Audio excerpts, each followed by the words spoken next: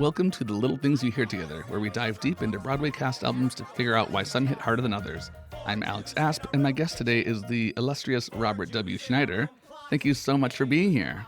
Illustrious. Oh my gosh. Wow. I feel so good. Can you follow me around everywhere just to keep introducing me and complimenting me like that? That Sure, was great. Absolutely. I'll be your assistant. Oh, please. I would love that. I can be your assistant. I can learn from you. I can't really teach you much of anything. Just like, where's the best place to stand at a buffet to like get the best choice of meat? But besides that, that's all I can teach you, Alex. And that's a good thing to know. Good. I have enjoyed, hearing you on your podcast and guesting on other podcasts. And when I was planning out this season, it seemed like such a natural fit because today, what show are we talking about? We are talking about Bill Finn and James Lapine's Falsettos. Yes, the 2016 Broadway Revival. And you know a little bit of something about falsettos, don't you? I do. Yes. So for people who don't know yet, Rob has written a wonderful book called Queer Musicals. And I have started reading it. I'm a slow reader when I get distracted all the time, but there's a chapter on falsettos and it's wonderful so far. And I'm very excited to keep reading and finish the book. Oh, good. Thank you so much. Thank you. And please, I would love it if people purchase the book. It means I get to eat for a week, which would be swell. So anybody that wants to feed me, that would be great. You don't even have to buy the book. You can just send me a pizza and I'll be just as happy. That works too. Yeah, this is quite the show that we're going to be talking about today. This is a very big seminal work. It's a fantastic show. So we may not go too deep into some of these tracks just because we don't want this to take 5 hours.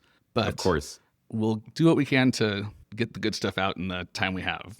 Thank you. Yeah, it's an amazing show. I'm curious, Alex, have you ever seen a production of it, either live or filmed or anything like that? Yeah, I saw last year, Theater La Te Da here in Minneapolis did a production. So I saw that, and that was absolutely wonderful. Took a lot of inspiration, certainly from the 2016 revival with the general aesthetic, but then, their own direction within that.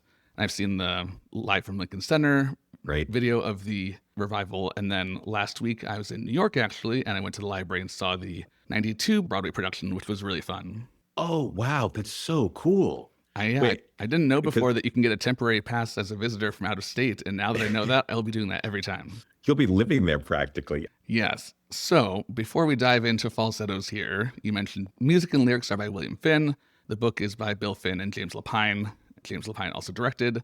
Music director is Vadim Feichtner with a band of 4 musicians, which is absolutely ridiculous to me because this is it does not sound like only 4 musicians. And that is a feat, I'm sure, of the wonderful Michael Starobin, who's the orchestrator. And then it's recorded very well by Ghostlight Records. The album producer was Kurt Deutsch, and Lawrence Manchester was the associate producer, and he was also the audio engineer and mixer. So, obviously you have a relationship with this from the book, but what is your kind of general relationship to the show or to this album specifically? Oh my gosh, this is so bizarre, but I'm old, so there's a point to all this. My first car had a CD player in it, and actually I had to remove the cassette player to put the CD player in, and I'm not the most technically savvy, and the first album that I actually put in to the CD player was Act 2 of the original Falsettos, because it was a 2 CD set, and that CD got stuck in the car in the CD drive, and I was not able to afford to get it fixed. So for maybe 2 years, the only thing I had listened to in my car was Act 2 of Falsettos. So that is my relationship with it. I'm going to be honest with you. Prior to that, I was not all that familiar with the show, but I was like, I just want to listen to like a new album on this drive. And I was like, if I don't like it, I'll put on something else. But I was never able to do that because I wasn't able to get the CD out of the CD player. And I'm happy that I did because it's a really beautiful, magnificent score. And when I was growing up and I was listening to it, there really weren't a lot of queer musicals. There really weren't a lot of musicals that were specifically focusing on the gay experience. And so this one, especially as a young gay guy, also had a lot of resonance with me as well. So it wasn't just a show that I fell in love with because I was listening to it on repeat because it was the only thing I could afford, but also it had a deeper meaning and a deeper message to me. The whole show is just a really, really beautiful experience. So I am actually more prone to like listen to the original cast recording than I am in the revival. The revival recording is fantastic, but it's just the original one is the one that I grew up with for about 2 years because I couldn't get out of the car. Yeah. So there was an album of the original Broadway production. Was it just compiling the 2 off-Broadway productions together? Yeah. So for your listeners who may or may not know, Falsettos actually started back in 1979 with a one-act musical called In Trousers. And it was a musical that Bill Finn wrote about the lead character, Marvin, and three women that were in Marvin's life at the time. It was his high school girlfriend, his chemistry teacher, I believe, or his English teacher who he had a crush on, and his wife at the time, or it would end up being his wife, but his girlfriend at the time. And so there was a cast recording of In Trousers that was made in 79. Then William Finn took the character of Marvin and wrote a one-act musical in 1981 about Marvin's experience realizing that he was gay, leaving his wife and child for his male lover. And then there was a recording of that called March of the Falsettos. And then there was a sequel to that about 10 years later called Falsettoland. So there were about, that one did not, that one actually did get a recording. I'm sorry, that one did get a recording. Falsettoland did get a recording. And then they did a recording that was all of Falsettos, which was both Act 1 and Act 2 put together in the 90s with the same cast in both. Interesting. That has not come across any of the things I've been looking up. I wonder where that one's gone. It's, I'm trying to think. I don't know if they are commercially available at this point. I know that In Trousers was done on Original Cast Records, OCR. Yeah, I have that one. Yeah, okay. And I'm pretty sure March of the Falsettos and Falsettoland had two, unless I'm misremembering, but I don't think I am. Or maybe I have bootlegs. I don't know. You would know better than I would. Well, in general, I tend to use castalbums.org as my source because they have a lot of things I've never seen that existed. And they don't list an original Broadway cast album. Great. Then I am probably misremembering on my end. So it might have just been Falsettoland, which is essentially the same thing. Yeah. I got excited there for a second. Is there a recording? Because as I was watching at the library, I would love to have that cast because it's a lot of the male leads are the same as they were in Falsettoland and for the most part, March of the Falsettos. But Barbara Walsh, Barbara Walsh is Trina, and Carolee Carmello in her second Broadway role as Cordelia. I want those performances to be able to listen to every day. Alas, so good. We don't have that. No, but so good. I think I'm looking here in my music catalog. I think I have a bootleg. Yeah, I do have a bootleg of the original March of the Falsettos from 81. Okay, so we'll talk later. Okay, great. And like you talked about In Trousers, what's so ridiculous to me is March of the Falsettos is Bill Finn's second professionally produced show. Mm-hmm. And it's this incredible. Like, how does that happen? Like I re-listened to In Trousers yesterday, and you definitely hear a lot of Bill Finn isms that will become this kind of his style and some of the lyric witticisms that we'll get from him. But it definitely is a rougher version of his style that would become so crystallized in March of the Falsettos. And for someone to have such a solid idea of who they are in their second show is kind of unheard of, really. Yeah, and I think he had said this, and he was very open and public about it, that it was really James Lapine who really came in to assist him in terms of like crystallizing that voice, because a lot of what Bill Finn had created was not sloppy, that's not the right word. It was just musically interesting, lyrically interesting, but in terms of dramatic storytelling, it didn't really seem to find a rhythm yet. But when James Lapine came in to help him, that's when he really started to not only be able to find his voice, but to also have an articulation that some of his earlier works did not. But that's something he was very open about, that James Lapine, as his director as well as his book writer, was really helpful in helping him find that distinct voice. And when that emerged, when March of the Falsettos emerged with James Lapine's help, I mean, every single magazine or newspaper that covered theater kept saying, is Bill Finn the next Sondheim? And that's something that really launched him. So yeah, it's amazing how fast it took him to find a voice and cultivate his rhythm. It's really beautiful. Yeah, just thinking about, I think this is James Lapine's first musical. Is that correct? Because he had done some plays before, but he had a very unconventional approach to getting into theater. Yeah, James Lapine actually, I believe, started off as like a graphic designer. Yeah. And he went to Yale University and then sort of fell into directing, and he did a couple of things for public theater. He did a couple of things for Playwrights Horizons, and Playwrights Horizons had a really good relationship with Bill Finn. And they were being approached by Bill Finn to do his work and stuff. But the people at Playwrights Horizons felt the material, Andre Bishop specifically at Playwrights Horizons, the material is really good, but he needs like a mentor. He needs an advisor. And they knew James Lapine from his work, and they put Jim and Bill Finn together with the caveat of, we will do your show, but Jim has to work on it and advise you on it. Otherwise, we won't do it. And that really helped James Lapine catapult, because then that brought him to the attention of Stephen Sondheim, which then led to Sunday in the Park with George, and then to The Woods, et cetera, et cetera. Yeah. It's a lot of people who would go on to be so much more incredible and famous, and it's kind of funny to think of all of them working together. Because I think from reading the chapter in your book, In Trousers was Playwrights Horizon's first musical. Is that correct? It was. So yeah, they were also brand new at this. Yeah, so Playwrights Horizons had been created and they wanted to only focus on new works. That was their big mission statement in the late 70s, early 80s.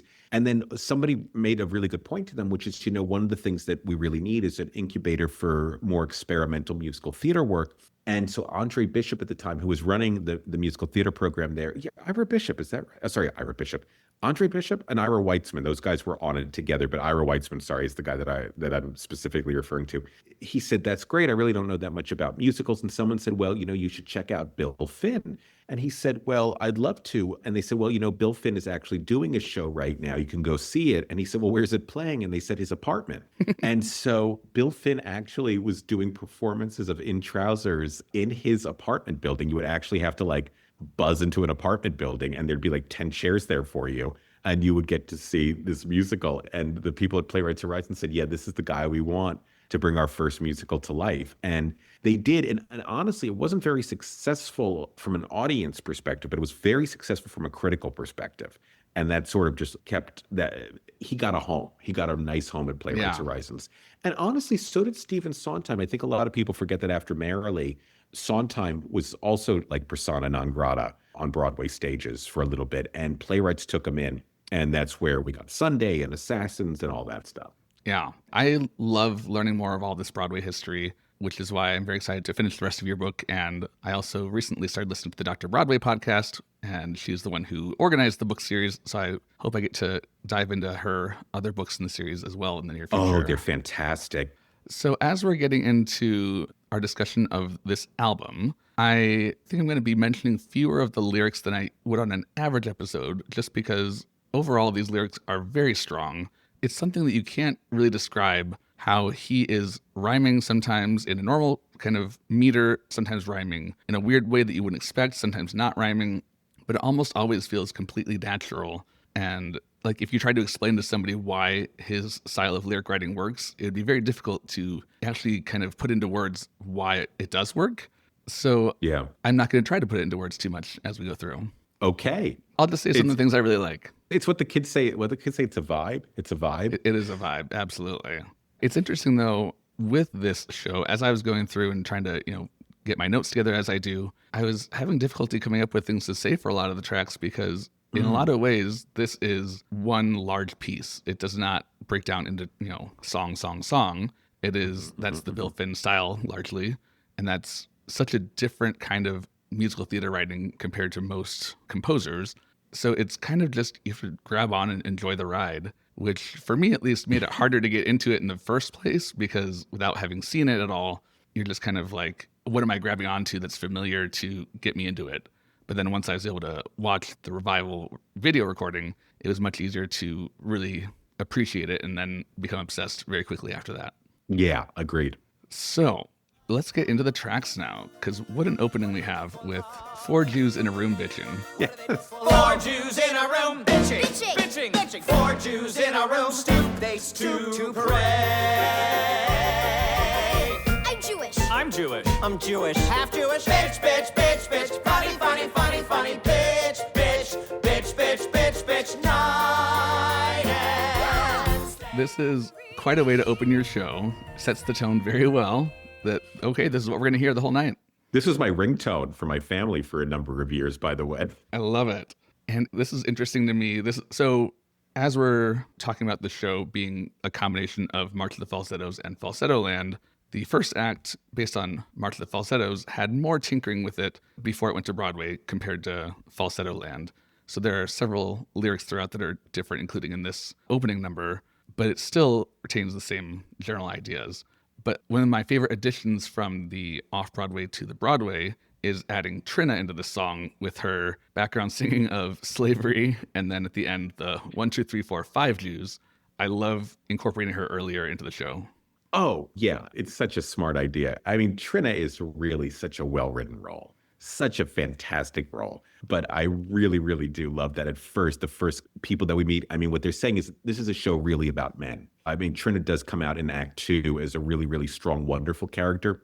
But I really love that Bill Finn says right from the beginning, this is a show about the guys in this particular orbit, in this particular world. But also, I also like that Trin is kind of excluded as well, because that's going to be her whole journey on this, which is in her own life, she's an outsider.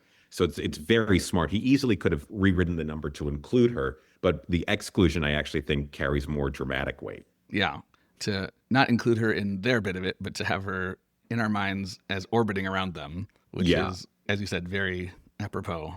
And I also love, as we're going through these lines, one that helps identify how this show is going to be told is, In case of smoke, please call our mothers on the phone and say their sons are all on fire. We are manipulating people and we need to know our worst sides aren't ignored. So this is not going to be a happy, we're going to gloss over everything and just make everything seem happy and nice. This is going to be more real. And we want you to know that these are real people or real characters, fully dimensional, not just caricatures. And that's very important for the journey that we're about to go on. Absolutely. I mean, Bill Finn does an amazing job of setting the tone of his show right from the get-go. I think him and Ahrens and Flaherty do it better than anybody. No offense to all the other geniuses out there, but if you listen to an opening number of a Bill Finn show, you listen to the opening number of an Ahrens and Flaherty show, you know exactly what this world is that it's going to be that you're entering. I mean, the first 5 minutes of any show are so important because it's setting up a contract with the audience. Yeah. And they do it incredibly well. So well. Yes. And so if you're a student of musical theater, you want to start writing musicals, look at how they create an opening number. And I would say steal from the best. 1, 2, 3, 4, 5. 5 Jews.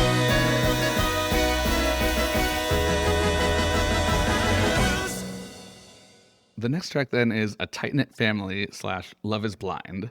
And oh boy, we're getting right into who Marvin is as a character. And it's not the best look for him. Basically, he wants to have everything but give up nothing. Yeah, listen, there's been a lot of anti-heroes in musical theater. You can think of Pal Joey, you can think of Sweeney Todd, but this guy, it's pretty brave. It's pretty brave. It's an asshole that not some fictional demon barber or whatever. This is something that we've all encountered in our lives. Yeah, and actually, in a lot of ways, some of us actually are Marvin, And I think one of the things I think that Bill Finn does so brilliantly is that it's so unapologetic. Yes, this is not a nice person. He's very conceited. He's incredibly not aware of the damage he does to people. It's really beautifully done. And that's brave, very brave. We're seeing how he relates both to Trina and his son a little bit, and we're getting a preview of how he thinks about Whizzer, which will come up more soon. But all the while, both Michael Rupert in the original and then Christian Borle in this revival, it's a line somewhere in a later song that he's very charming. And that's part of, he's super annoying, but he keeps you coming back and you're still engaged because there is that charm there and you want to see what happens next. Yeah, and I will say one of the things, this is no offense to Christian Borle, who is an absolute genius actor. There was something about Michael Rupert that made him both cocky and lovable at the same time.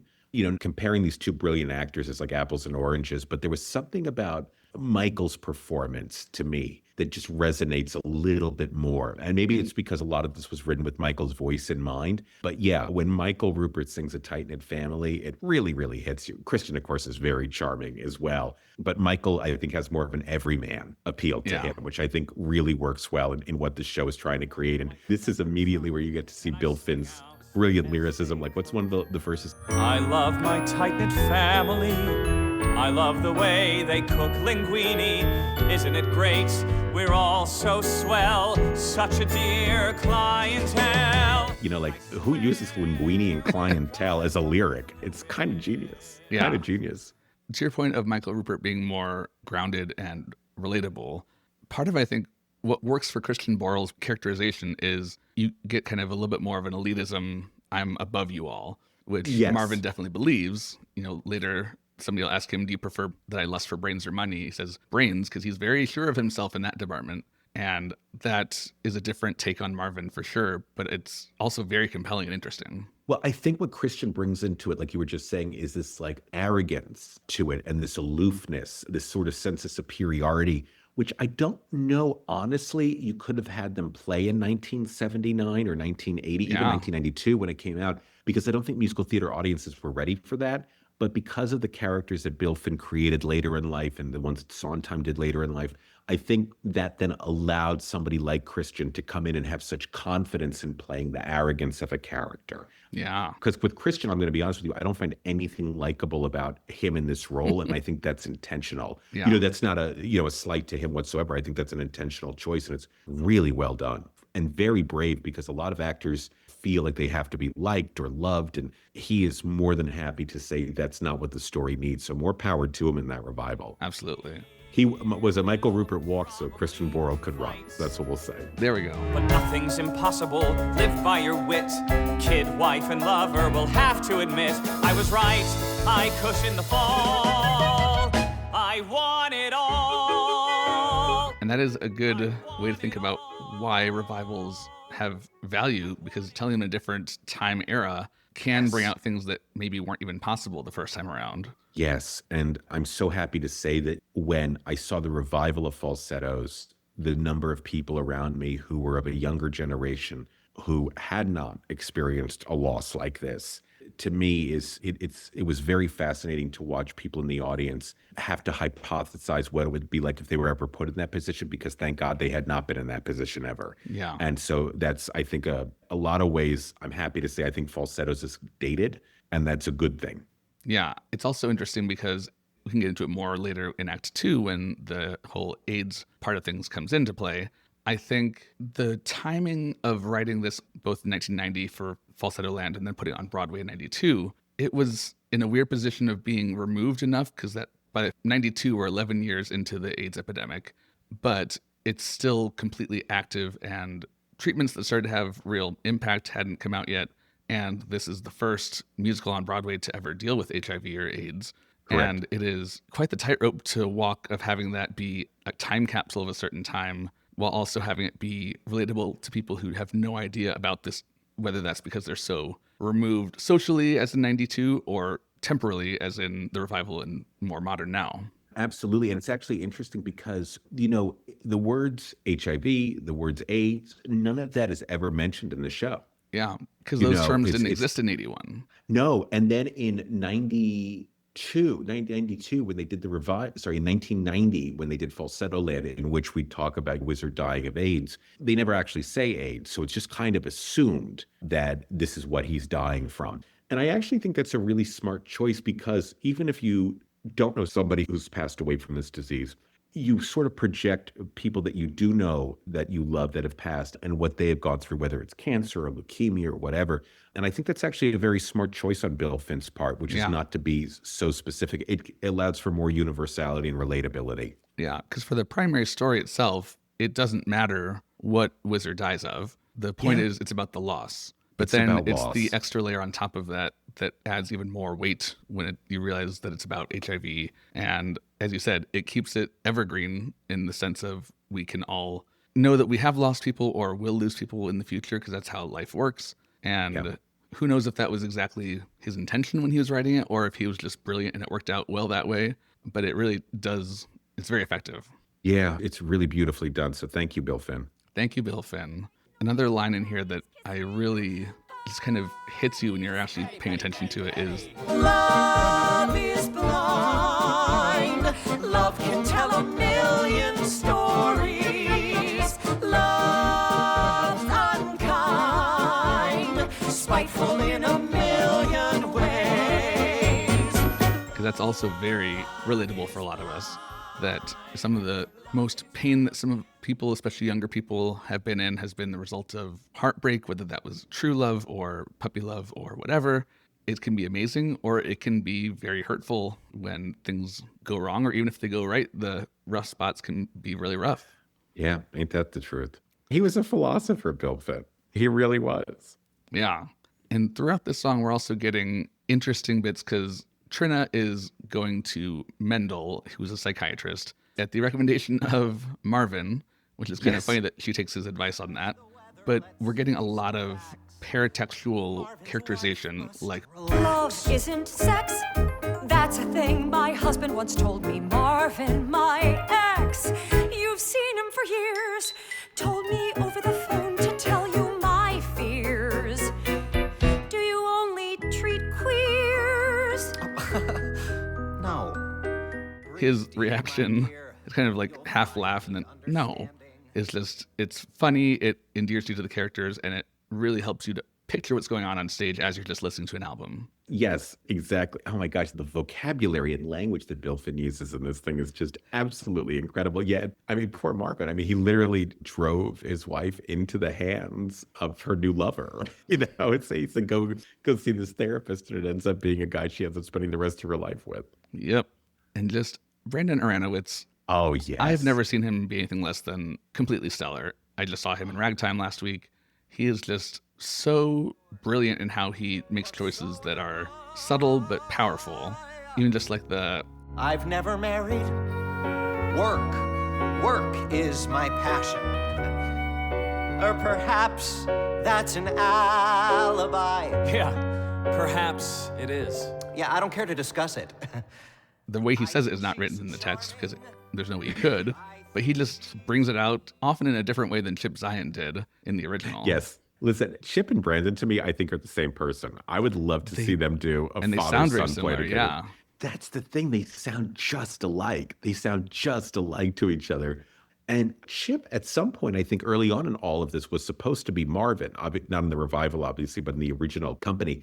And I think his Marvin probably would have been more like Christian Borle's Marvin, you know, that coldness and all that fun stuff there. But my God, he's so good. But Brandon can do anything. As much as I love Christian Borle and as much as I loved Andrew Reynolds, the highlight of that show for me was Brandon Uranowitz. Okay. I just love him. And I'm so happy that he just won a Tony Award not that long ago. Yeah. And that people are finally realizing how lucky we are to have Brandon working in this day and age. We're Absolutely. lucky. Near the end of this song, we have the first of a few parts throughout this show where you can definitely hear, I guess they're not echoes because it's beforehand, but things that will echo later in other shows. His name is Return next Friday. That's giving me My Friend the Dictionary from Spelling Bee. Ah, yeah. And there's a few of those Oh my gosh, what a good ear. Some composers have certain things that are very much them. And it's not that it's pirating your old work or anything. It's just a very similar emotional moment and similar enough chords to bring that to the mind for somebody who was quite obsessed with Spelling Bee for a long time. And also got to see that last week. I had a very productive trip. Oh, good. So you got a nice big Bill Finn journey. Yes, I've immersed myself fully in the waters of William Finn. Good. That's well you should. Set those sails. Yes, There we go. Exactly. For those who didn't get that, that's a reference to In Trousers also. Just sorry. The next track is The Thrill of First Love. Yeah. So now we're really getting Marvin and Whizzer together, seeing them bicker. And I love the way they play it, that we're kind of going back and forth between it feels like, oh, this is cute, they're a couple bickering, or, oh, this is not seeming like a healthy relationship. And they're really kind of oscillating between those two quite frequently. And that's hard to do. We've been together for 9 months. 10 months. 9 months. 10 months. 9 10 months. months. We are the salt of the bourgeoisie. While I put the steak in. I bring home the bacon, and we're proud to say we love it. How we don't agree. This is probably one of the most fascinating relationships that you'll ever see on a musical theater stage. It is two people that are in constant state of one-upmanship with one another, but there's a heat and passion that, like, I don't think these two guys can live without each other. I just don't think they can, and I think they do such a good job at setting all that out. For whatever reason, it works for them. And who knows if either of them could find somebody else that would satisfy them in that desire of, you have to have somebody who wants to compete with you if you're going to keep one up on them. And that's not an easy thing to find in somebody who's also going to put up with you doing it too. Yeah, and I will say, I think Andrew and Christian sound like epically epic on this. They sound I love so them together. good. Like They sound so good. And I just love really everybody on this album. I love their voice anyway. But when Andrew Reynolds sings the Passion Dies moment, it just cuts through, and I love it. You couldn't ask for better casting with these guys. Seriously. And then, like, you know, they even say, of all the lesser passions we like fighting most. Is that quirky? Is that toxic? Who knows? But it works for them, I guess. I would say toxic. I'm going to go with toxic on this one, but hey, to each their own. I guess. I mean, it doesn't work out for them so well in Act 1, but works out better in Act 2. And they also, I mean, there's a great line in this song about how they describe each other. Hang up your clothes, Marvin. Greet writing shows, Marvin. I was rich, he was horny. We fit like a glove. Close your eyes, wizard. Passion dies, but I'd kill for that thrill of first love. It's perfect. Yeah, there's a lot of those lines that, again, if you're listening at first glance, if you're not really taking in the whole picture, it sounds like maybe not great lyric writing because these things don't seem like they go together. Like, well, that's kind of the point. These two people don't really go together, but somehow they still do. Yeah, and I think that's also the power of Bill Finn, because, there's a lot of other, I think, up until Bill Finn, there was a lot of musical theater songs where relationships and why people love each other was done in poetic terms, and it was flowery, and it took time for an audience to figure out, like, what was the relationship and how was it working. But for him to just simply look out and go, I was rich, he was horny, we're in love. It's like, boom, this is it, guys. This is, what more do you need to know? Yep. And I think that sort of economy of words is, once again, I'm a huge Bill Finn fan, so I'm just I feel bad because I feel like a lot of the podcast is just going to be me going, I love Bill Finn. But he is, it's just kind of natural with this show. Yeah, there's such a genius here of the writing. But yes, that's one of my favorite ones in First Love. Leave me. Love me. Don't be a fool. Want me. Feed me. No one's so cruel and cheap. What I love, I devour. What you love, you devour. What I covet, I keep. Then we go to Marvin at the Psychiatrist, a 3-part mini opera. Has Jason really sung before this song? No, not really. I mean, he had a was little in bit Four of Jews in a room, but not much on his own. And then he starts this out. I think chess is the most beautiful thing, not love. And we're getting more Brandon Aronowitz being hilarious with so many good lines and line deliveries in here. It's just, again, if I listed them all, I would just basically recite the whole song. Oh, it's so good. You can recite the whole song. I don't care. A couple of my favorites, though. Explore, Mr. Marvin, your core, Mr. Marvin. Note how your wife's your ex-wife's subtle glories, coupled with her tragic stories, move me in unreported ways. Like, I don't even know what that's supposed to be, but I laugh so hard every time. I think you just hit on something that's so important. I don't know what that's supposed to be, but I enjoyed it. I think one of the things that Bill Finn doesn't get enough credit for, and I wish more musical theater writers would do it, is it's creating on your own terms. A dramaturg, a professor, a director might say, well, textually, you can't do that. It doesn't make sense. Bill Finn says, no, you have to come to my world. And that's what makes it genius. And I wish more people would not worry so much about what an audience expects of them. And I think Bill Finn does that really great in this mini opera. Well, I think the opposition to that would be most people who are trying to do this are not geniuses and do need the help of dramaturgs and people around them to guide them. But when you have somebody as brilliant as a Will Finn or a Sondheim, you do kind of need to go with what they're doing, because to try to change what they're doing, you're just going to dilute it and make it not work like it needs to. Yeah, exactly. Find your own voice. Yeah. As the song's going along, part 2 of the mini opera, I guess, Mendel is basically pumping Marvin for information during his therapy session. Does she sleep in the nude?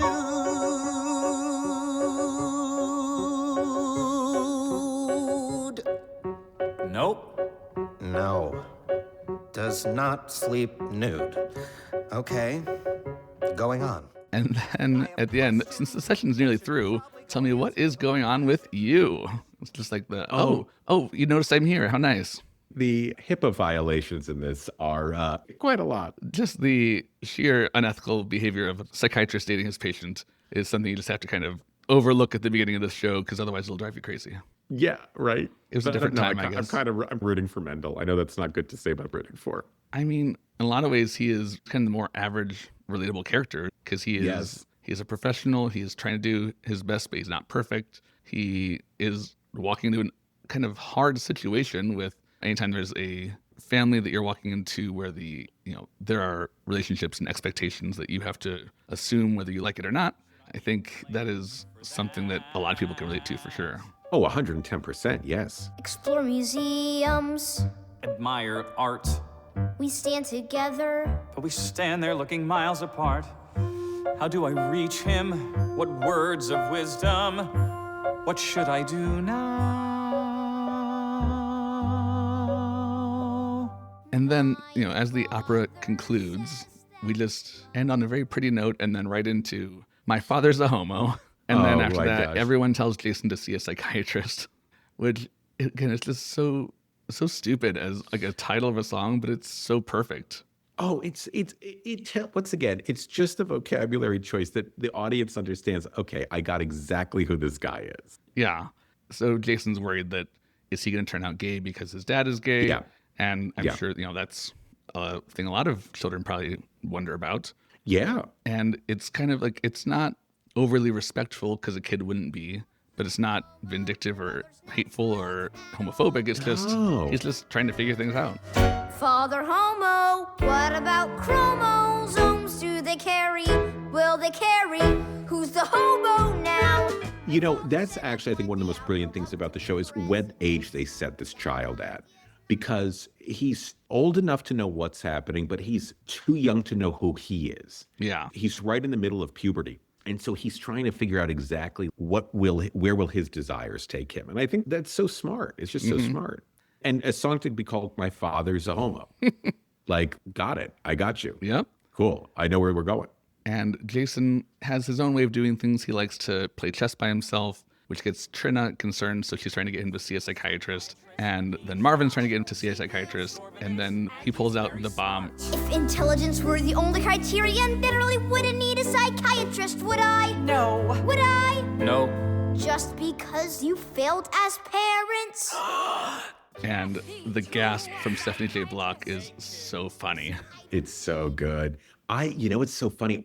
When I saw the show, I didn't see Stephanie do it. I saw it on the night where, what was her name? I want to say her name was Tracy Toms, but I could be wrong, so please forgive me.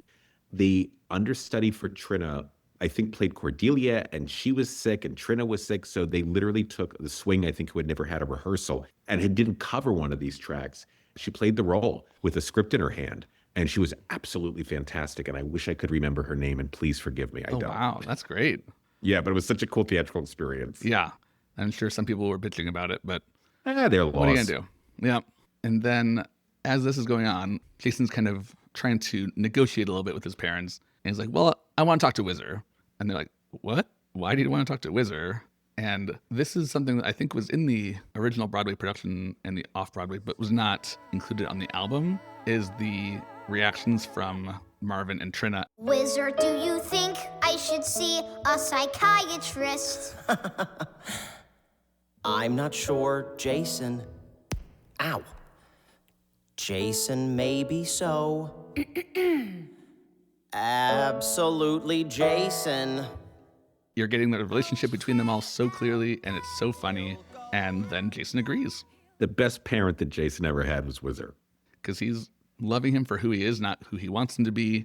Later he'll come to support his baseball game just because he likes baseball. He likes Jason. He's a wonderful role model, despite being in some ways kind of vapid and materialistic. But he has such a good heart that he is so genuine. Yeah, and I think one of the things that Whizzer does so well is Whizzer says, I live my life on my terms. Mm-hmm. And I think it's something that the other people in the show do not do. I really don't. I think they're so worried about pleasing other people and making other people happy. But Whizzer says to Jason, you only get one life. You got to make yours as happy as you want it to be. So I think that's a really good, I think I love that. I love that Whizzer is actually the best dad in the whole show, the best parent. Yeah, although the other two do improve as the show goes on. They do. They get more in tune with things. And takes them a while, but they get there. It does. They had to learn from Whizzer. They had to learn from Whizzer. Then the next track is This Had Better Come to a Stop. Yes. And yes. this is just, I'm always a fan of time signature changes and weird meters and rhythms. And we're getting a lot of that in here. And it's just, it gives it such a forward momentum, and you feel the anxiety and the tension in the situation so clearly. Oh, absolutely. I'm with Trina. I was supposed to make the dinner, make it pretty on his plate. Every wife should pull her weight, have it ready, make it tasty, and love him. In one verse, Bill Finn says this is exactly what women of this era were expected to do. Mm-hmm. Which there was two ways you can go. You could go be an independent career woman, or you could be a housewife. Not to say that there's one wrong way or the other, but it was so clear that in this one verse, he totally summarizes the experience that a lot of women are having at this time. That's also something I think he doesn't get a lot of credit for, which is Bill Finn wrote for the female identifying characters point brilliantly. Yeah. But that's the genius of him. What would take most musical theater writers a whole song to accomplish, one verse he can do. Yeah. And it's right. It's the changing of the meter. It's the changing of the rhythm that also shows like how quixotic and turbulent this family is at this particular moment. Don't ask me questions, I'm frightened of questions, but grateful that it's come to a stop. Trina, smile, Trina, I'll help you mend. Yeah, and it's somewhat explored here, but also later. I did all these things. I did what I was supposed to do, and things didn't work out for me, and I'm kind of pissed about it. Because the social contract is I make the dinners, I clean the house, I do all these things, and then my life works out. That's how it's supposed to work. And it is not working out for her that way. Yeah. Sorry, Trina. Chop, chop, chop, chop, chop. I chopped it, I served his food, the asshole forced me. Chop, chop, chop, chop, chop, chop, chop, chop. And still the bastard divorced me. Chop, chop, chop, chop, chop, chop. But it'll make us have another wonderful song coming up shortly. Yes. It's coming up very soon. Actually, Very let's soon. just get right into it, because that Go is the for next it, man. track. I'm Breaking Down. So hilarious. I love this song so much. This was actually written for the 85 revisal of March of the Falsettos and then added to the Broadway production in 92. And it's so funny, and it lets Stephanie J. Block shine so beautifully. Oh my God, she does this so well. I never want to see anybody else do it. I mean, Barbara Walsh did it. I don't know if you've ever seen this. There's a clip on YouTube of Barbara Walsh doing it on, like, I think a talk show. I think it's a Joan Rivers talk show. Have you ever seen that? No. It's also, I mean, the two of them are fantastic, but come on. You cannot write a better song than this. I mean, this is where Bill Finn is just like home run. Oh, a person having a nervous breakdown, a person whose neurosis is overwhelming. Come on. Great, men will be men. Let me turn on the gas. I caught them in the den with Marvin grabbing Whizzer's ass. Yeah, and there's definitely in the original, Allison Fraser and then also Barbara Walsh in the Broadway production are playing it a lot straighter. Like they're trying to hold control so firmly as they're going through the song. Whereas Stephanie J. Block is, whether she's letting herself fray at the edges or it's just kind of happening, she is clearly showing outwardly her breaking down much more than the other two, which is fun as an audience. And I love all the little mannerisms that she adds into it. Oh my God, her mental collapse as she's cooking is so good. But like, this lyric, no matter how many times I hear it, it makes me laugh so hard, is when she goes, He's a queen, I'm a queen. Where is my crown? I'm breaking down. It gets me every time. My life is shitty and my kid seems like an idiot to me. I mean, that's sick. I mean, he's great. I mean, come on. And the rhyming shitty with idiot, like, come on. Come on. I mean, the most honest song ever. A parent who says, I think my kid's dumb. I don't like my husband. I don't think I like our sex. I mean, come on. Yeah. And she's also actually, maybe for the first time, exploring the unhealthiness of her relationship with Marvin. And the one that gets me every time is, oh, yes, it's true. I can cry on cue, but so can you. I'm breaking down. I'm breaking down. Down. You ask me, is it fun to cry over nothing? It is. I'm breaking down. She is so hilarious in that. He also doesn't give you time to breathe. No, because it's right if in that this line. makes sense. It's a stream of consciousness writing of somebody having a nervous breakdown, and it does not come easy. It would have been very easy for him to make this also a self-pitying number, or a ballad about why my life is sad.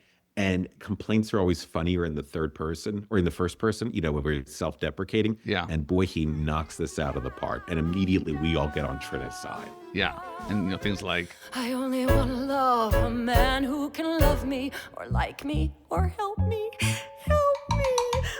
She can't get any of that. Something to help her out, get through her day.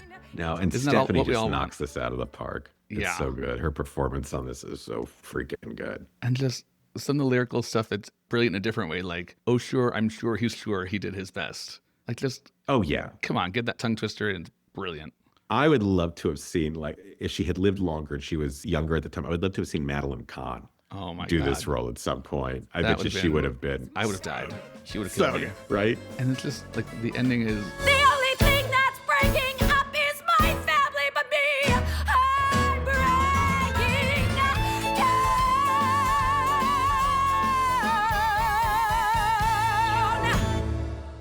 just to really bring it full circle into the wordplay that is not just for the sake of being cute, but really symbolizing her entire mental state at this time. Yeah, it's so good. And she didn't win the Tony for this, did she? No, she was nominated, but I can't remember offhand who won this season. Oh, she was so good. She won for the Cher Show, so she won at some point. But I wish it was for this, not for the Cher Show, but that's okay. Yeah. At least she has a Tony. Okay. At least she has a Tony. She deserves it. Yeah. And this is one of the things where there are actually more lyrics changed from the original version. The entire, most of the first 3/4 of the second verse are different. And I think definitely much stronger in this version as far as keeping the mental journey going consistently. Even you can make an argument for it makes more sense to kind of deviate a bit and then kind of zigzag back and forth because it is a breakdown. But I also just know these lyrics better, so I like them better, I guess. Agreed. And then after she's done breaking down with making her, what is it, the carrot something surprise? Yes. Whatever absurd dish. And boy, it is a surprise. Oh boy. Then we get, please come to our house / Jason's therapy, because Jason has agreed to see a psychiatrist if he comes here. So Mendel, who is in love with Trina, is more than happy to oblige and come to the house. He loves a house call. And I just love, so we don't get a lot of last names in this show, but when he answers the phone, yes, this is Mendel Weisenbachfeld. It's just such a funny, like, we're just melding together these typical Jewish surname endings all in one, just because he is, why not? So good. I also like when Jason says, Hello to my house, so good of you to travel on account of my unraveling. Now let's eat some food. I love that the kid is the one who is just like honest, open, and we've got a job to do. The kid is the parent in this relationship. Yeah, unfortunately. Yeah. It's also funny then because he is, like, it was a lyric earlier with everyone wants Jason to see a psychiatrist was, well, if intelligence was the only criterion, I wouldn't really need a psychiatrist, would I? And so here, Mendel's kind of doing some sketchy therapy, and Jason calls it out. If you count, it's all right. You can figure out the world. You can add and subtract at will. You can cover up the past. You can kill the pain very easily. Is this therapy? Right. This is therapy. And I just think that's funny that he's repeatedly like, I don't think this is what you're supposed to be doing for me. But you know what? Good for him.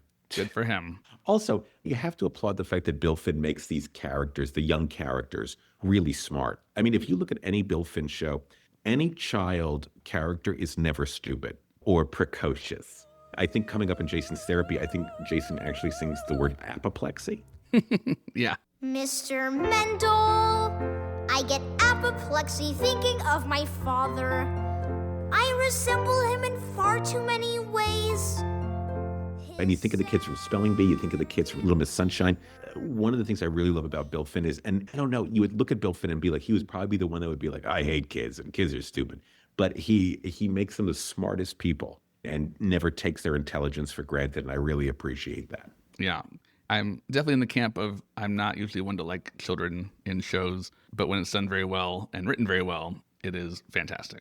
So thank you I just again, don't like Will Finn. children anywhere. So I mean, if we're gonna be honest, that's just me. Sorry. And what's the next song? I'm so the sorry. next I cut you track off. is A Marriage Proposal and A Tight Knit Family Reprise. Aww. So this is, because I think in the previous song, Jason kind of called out Mendel of like, what are your intentions with my mother? She's ready. You just got to man up and do it. So now we're actually getting the true coming together of Mendel and Trina, which is kind of sweet the way that they're going through this. I crave your wrist. I praise your thigh. There's not a guy. There's not a piece of paper. There's not a man in pants who could love you the same as I. Especially after what we've seen from Trina so far, we love the idea that maybe she can be happy. Good. She deserves it. Yeah. She gets a happy ending. Yeah. She deserves it. And as he's doing his weird proposal, I think it's hilarious that the line that they all go crazy over is, just like a biblical brother did to his biblical brother back in biblical times. Biblical times? Biblical times. Biblical times. I don't know why that's the one that they all can't get over, but it's funny. I've always been curious. I was like, I wonder if that's something that happened in rehearsal where people were inquisitive and they were like, let's keep it in because it just, I don't know, it feels so spontaneous. Yeah, that very well could be. as we're going along here, we see Mendel getting very comfortable in the family. We're needy and wanting, we're greedy as swine. I just got a family. The family was mine. So there's that tension between, this is Marvin's doing. He's the one that left Trina. He's the one that put her in contact with Mendel. And now he's not happy that he has to live with the consequences. Which, again, that kind of unlikability factor of, I don't know why you're bitching about this. This is your You problem. could have avoided all this several times, so just suck it up. He just had to be honest. Oh, well. That's one of the so interesting things about Marvin that I love is that it really does take him all the way through the second act to really realize what he's lost and the damage he's done to people. There's a flicker of it in the first act. And he kind of, when he gets Wizard back in the beginning of the second, he kind of forgets the damage and hurt, I think, that he's done. But by the time we get to the end of the show, it's a really beautiful arc that Bill Finn creates for him. And I think on the recording, Christian's musicality really shows how that ebbs and flows. So I just want to give a shout out to him because I think he's just great with that. Yeah, he's very good at having a harder edge to his voice in those harsher moments and softening it when that's appropriate to kind of, even if you're not paying attention so much to the lyrics, just the quality of his voice is also telling the story. Yeah. Which not everybody does. So thank you, Christian Morrill, for that. Truth. Then we have Trina's song, March of the Falsettos, and Trina's song, Reprise, which I just love that this starts off with, I'm tired of all the happy men who rule the world. and it's like, yeah, this is not a very good system that we have where these stupid people who think that they know what they're doing are just ruining everything. And I'm like, yeah, a lot of us can agree that maybe we shouldn't have these stupid happy men ruling the world. But, And she says, Men who aren't quite men yet, but aren't boys. Make noise and throw their knives, their toys, our people's lives. Yeah. She is, again, more coming into accepting how she actually feels and voicing it rather than being so tied up in, I have to be the perfect wife that everybody expects from me. And it's really nice to see her start to have more of herself come through instead of what she thinks we want. Yeah, and I mean, she says, It's crazy how they're acting. It's crazy my response. It's stupid how I love them. So dumb how I anticipate their wants. But as long as they amuse me, that alone is what's required. I mean, you could just, is insight for honestly, days. Trina's song, it's like poetry. And Stephanie does it so beautifully on the recording. But it really, a lot of lyricists that I talk to, I go, do you feel like lyric writing is poetry? And they say, no, it's two totally separate things. But I don't know. I think if you had to say which of Bill Finn's songs is a real poem, I think it would be Trina. Yeah, and it helps that it's a slower song. I think, is it the first true slower ballad we've had? Most things have at least been partially upbeat. We need a little time to breathe, So part of the reason that people say lyrics aren't poetry is because poetry you can reflect on and you can absorb it differently versus lyrics that go by quickly and you have to get the gist of it in one go as an audience member. And so when the song is slower, you can be a little bit more poetic with the language because it's not coming at the audience so quickly. And it's smart to use that to your advantage of this is a breathing moment of a slower song and we're going to get some real character insight and it's going to be beautiful and you're going to love it. And we say, yes, we do. Yes, sir. And then in the middle here, we have March of the Falsettos, which I think is, I'm still confused. So thematically, I understand, you talk about in the book that the idea was falsetto is singing outside of the norm and this is a family outside of the norm. So I'm like, okay, thematically, I get that. But in the context of the story, I don't understand what this song is doing. It just seems like a weird fever dream to me. March, march, march of the falsettos, march of the falsettos. Whee! Who is man enough to march to march of the falsettos? You know what? I could not agree more. This is where I do get stumped. I mean, I think when we were talking about, it's people singing, being outside of the norm, I know that was Bill Finn's explanation of it. Honestly, most albums, I think, have a skip song where, you're listening, you're enjoying, and then you're like, skip this one. This is my skip song. But then you also skip Trina's song 'cause it's all on the same track. I know. Although sometimes I'm sorry. not in the mood for a slow ballad either. So this is so definitely a high as candidate much for as that. I love Trina's song, I will sacrifice intro song, so I can skip this one. Form and marching, but never mincing. Form and marching is so convincing. It's a goddamn surety. We're lacking in maturity. I'm sure somebody somewhere has a brilliant theory of what it is doing, why it's here. I would love to hear that, but as of now, yeah, I don't get it. It will not. I'm sorry. It will not be me. I wish. I don't know. It's just. I'm like, this is too weird. It stops the action. And maybe it is a fever dream. Maybe it's her fever dream. Maybe it's her hallucination. Maybe of all these men in her life that are acting like they're manly, dominant men, and that are oppressing her. But at the end of the day, they're just as feminine as she is. Who knows? Maybe All I know is playing with the not quite men but not quite boys of it. Yeah. Who knows? I just looked to the skip button. Well, can I say that on this podcast, or were we supposed to yes. say Oh that no, every there track is are great? definitely. There's almost always at least one skip on an album. For me, Sometimes it's it's just the half the title album, song, but Yeah, sometimes it's the whole like, show. I want these 3 songs, and that's all I'm listening to this for. Yeah, exactly. I've always wanted to do a concert of all skip songs. That would be interesting. I don't know who would come. I don't know, but it'd be intellectually fascinating. Right.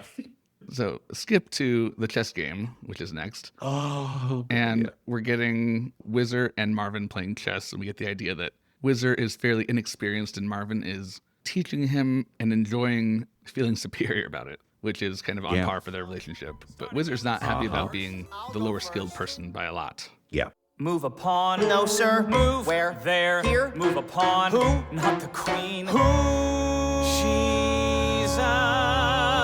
Life's a sham and every move is wrong.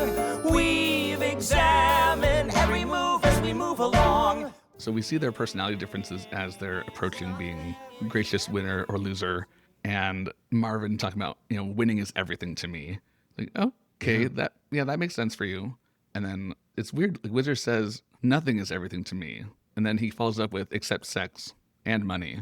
It's like, okay, so you want to think that nothing is everything to you, but you then realize, yeah, I kind of do have those things for myself too. They're just not the same. Yep.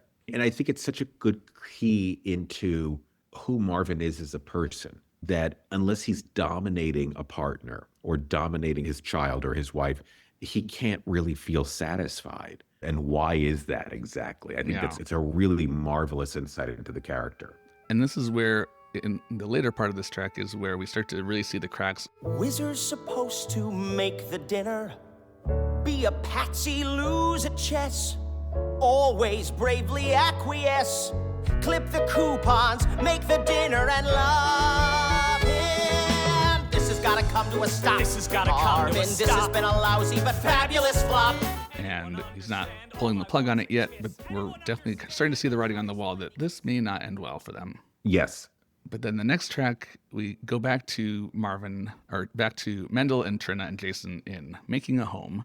And Mendel's starting to settle in. They're building their own routine. And it's a pretty song. This is, again, a slower, not as slow as Trina's song, but much slower than most of the album. And it's just kind of, for me, this is largely a skip on the album because a lot of what's interesting about it is on stage. And so if you're just listening, it's not as interesting to me. Oh, interesting. Tell me more. So, like, when I was watching the video, you're getting the visual of them doing these incredibly mundane tasks, taking dishes out of the cupboard, setting the table, all these things. Jason's off on his own playing. And the song is highlighting the fact that they are very intentionally embracing this normalcy. And this is how our life is going to be. We're very happy with this. And knowing what we know about what's going on around it, that's not, you're just all of a sudden going to be normal, where that's never been a thing for you before. Yeah. Visit when you please. You are not required to phone. We'll buy the cheese. God bless our home. And just on its own with the slower tempo and not having the bigger context of what is going on, a lot of it is not as interesting for me, except for when they're talking about they all want the dog to run away. And I'm like, why? Why does no one want the dog? Bring the dog. I've never seen a dog in a production of this show. Maybe that's what we need. The dog needs a song. Oh, yes. Just bring in the dog song from Sunday. Love that. Love that. I'm sure we can make it work somehow. The dog's been fleed and sent outside to play. I hope it runs away. So do I. So do I. So, I don't know. Do you have anything else to say about this? No, I don't have that much to say about it, except that I don't want to say it could be better. I just don't think it's needed at all. At this point, we just want to move on with the story. Yeah. So we'll move on to the next track of The Games I Play. So this There is you our go. first That's what we're waiting for. big exploration of Wizard's character, Wizard's perspective on things, and it's just so beautiful. Especially, I love how Andrew Reynolds sings it. It's Oh, he's so good. Ugh. You couldn't have asked for better casting. I bet on the horses. I die by degree. I am sure his divorce is a tribute to me. Ask me if I love him. It depends on the day. These are the games I play. And it's, it's kind of depressing to see how Marvin's behavior is affecting him, but also kind of empowering that he is realizing that he maybe wants to stand up for himself and try for better than this because he doesn't deserve to be constantly put down. And we can all, or a lot of us, I'm sure, have been in situations where it's like, do I settle for what this is, or do I put myself out there to try to get better, whether that's a job, a relationship, whatever. So it's playing on very universal emotions, regardless of the specific situation. Yeah, this to me is such a well-constructed song. And I think this is also something that I think is really special about Bill Finn. A lot of songwriters are told, your character should be different by the end of the song than when they started the song. And what I love about this is it's somebody who's unapologetically themselves, both lyrically and musically. And I think that's really fantastic because then it dovetails into the next song, which is Marvin Hits Trina. Which also, unfortunately, is a character who does not change. And there really is no sense of, there's nothing likable. It would be very easy to make Marvin, give him a sympathetic, likable moment. Wizards just had this great song of, this is who I am, whether you like it or not, get the hell out, I don't care. And now Marvin's going to do an action that's also pretty despicable. And I think it's just a real testament, once again, to Bill Finn's authenticity as a songwriter. Yeah. As a storyteller. And I really do love these two songs back to back, and especially performed by Christian and Stephanie and Andrew. It's really heartbreaking. Yeah, because this song is essentially a temper tantrum from Marvin. Yeah. He is realizing that he is losing Wizard, probably.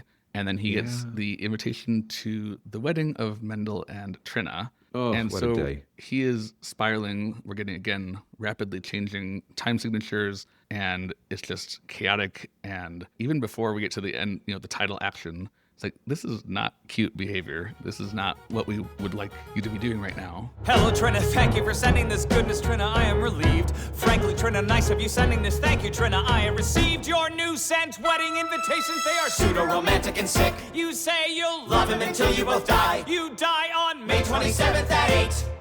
Like, he is turning this into a huge deal, even bigger than it already is. He's ready. He's ready. Ugh.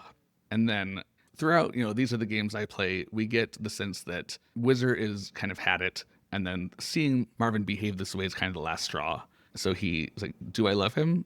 No. And that is what pushes Marvin over the edge, because he feels like he's lost any amount of control, and he is a person who likes control very much. And then we get the ending with the action of the smack and the cry from Stephanie J. Block to make it very clear what has happened, even through just listening on the album. I am so dumb.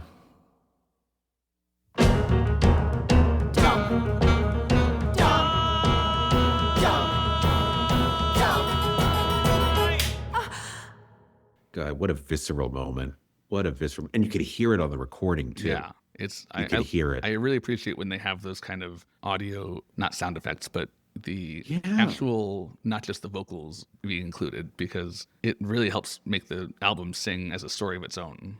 Yeah, I mean, it really enhances the auditory experience. So Marvin has realized that he abandoned his life with Trina for Wizard, but now he can't go back, and he doesn't have Wizard either. And we're really getting now semi-reflection from Marvin in the next track of I Never Wanted to Love You. Yeah. And we're getting different. I do find this song a little confusing if you've not seen it on stage, because we have different characters singing, and it's not clear to whom they are singing because they're all kind of entangled. But they are, it is on stage beautiful to see the different relationships being explored, and love isn't always very practical. And this was not a quote unquote smart choice to fall in love with you. whether that's Marvin talking to Trina, Marvin talking to Whizzer, but it is kind of just, it is what it is. And now it's just kind of a reflection on that more than anything else. I never wanted to love you. I only wanted to love and not be blamed. Let me go. You should know I'm not ashamed to have loved you. And there's such a beautiful lyric in here that I know it's, this direction says that Marvin sings it to Jason, and it's so heartbreaking when, he sings to his son, I never wanted to love you. I only wanted to see my face in yours. The narcissism of that. Also, once again, I think, people sort of forget in the grand scheme of things. In musical theater, this was supposed to be about, people happy and singing and dancing. And even like the Sondheim shows were intellectual, but still there was supposed to be like a passion underneath all of it. This is tough. This is really tough. I can't even imagine a Sondheim character saying something like that. Yeah. Maybe that'd be because it'd be too close to his actual mother talking to him. Yeah. Oh, that's so true. Oh, yeah. Well, that's their whole relationship, right? Yeah. We'll save that for another day. Yeah, exactly. Oh, and then the next track, oh my gosh, this is the song that makes me cry like a baby. Yeah. So we end March of the Falsettos / Act 1 with Father to Son. And it starts off just kind of funny. Jason is revisiting a line that he had earlier of, my father says that love is the most beautiful thing in the world. And earlier he said, I think games are. And now he says, I think girls are. I think girls are the most beautiful thing. Not love. so he's not gay after all, which I'm sure in 1979 would be a relief to a kid for sure. Absolutely. Oh, absolutely. Listen, I know there's some families now it would be Still, a relief yeah. to, unfortunately. Yeah. But after all that we've just been through, this is such a soft and tender way to end the act. And that is often a very difficult thing. We're not ending on a big defying gravity kind of huge number. We're ending small and quiet. And when it's done right, it is so powerful like this. Yes. And also, one of the things I think is so beautiful is that you have to remember that when Bill Finn wrote this act, he didn't know there was going to be a second act. AIDS had not really made its name on the scene yet. He was just writing about a family in crisis when a husband leaves for another partner. And so for the last moment to be about a man realizing that he has to now get his head out of his own ass to go teach his son something carries a lot of weight. So yes, it's a beautiful way to end the first act, but it's also a beautiful way to end this show. Yeah. That it can't always, and if there is something that Marvin learns, is there's other people in this world and he has to take care of them. Kid, be my son. What I've done to you is rotten. Say, I was scared. I kept marching in one place. Yeah, and it's our first hint that Marvin realizes that he's kind of an asshole, and he's encouraging Jason to be better than him. And like you said, it's the first time he's recognized that anybody else really exists, and they're not just there to serve him. Yeah, and he says, father to son, I for one would take love slower. I've made my choice, but you can sing a different song. Watch as you sing how your voice gets much lower. You'll be, kid, a man, kid. If nothing goes wrong, sing for yourself as you march along. How lovely is that? Yeah. And then he ends, the last verse of the show is, a man, kid, you'll be, kid. Whatever your song, sing for us all as we march along. I think this is something that a lot of parents deal with, whether, gay, straight, whatever, but this idea of, can you be better than the world I created for you? Yeah. And I think that's something that's pretty unique and pretty special. So I've always loved it as the end of a show, even if we only saw March of the Falsettos. And I do love it as the end of this first act because it makes us go, well, what would happen to Marvin now that he's now allowing himself to feel? And then we'll find out in Act 2. Sing for us all as we march along. All right, so we go to intermission now. We come back. I love intermission. Yes. Go get another drink. Come back for Falsettoland. And that is the first track as well, along with About Time. So it's a very different start to the show / act. compared to March of the Falsettos, where it's a very spooky sound. We're getting some weird sound effects kind of going on through this. And then we start with homosexuals as the opening line. It's like, oh, okay, we're again diving in, but in a different way. Homosexuals, women with children, short insomniacs, and a teeny tiny band. And He is throwing you right into the deep end. goes from scary to scarier. But as we're going through Falsettoland, we're getting 2 new characters, which is fun. So Yes. we get the lesbians from next door. And on this recording, they're the wonderful Tracy Toms and Betsy Wolfe. Spiky lesbians, woman internist, Chick's a caterer who is trying to expand. 2 phenomenal actresses on their own already. And we're kind of getting back in the world. We're establishing that time has passed. I love that they acknowledge the teeny tiny band, only the 4 musicians in the pit. Although it's not really a pit in this production, I think it's above the stage. But it's just a great way to both establish the new characters and reestablish the old characters, because, this was its own work to begin with. So you wouldn't have had people knowing who these characters are because there was no Act 1.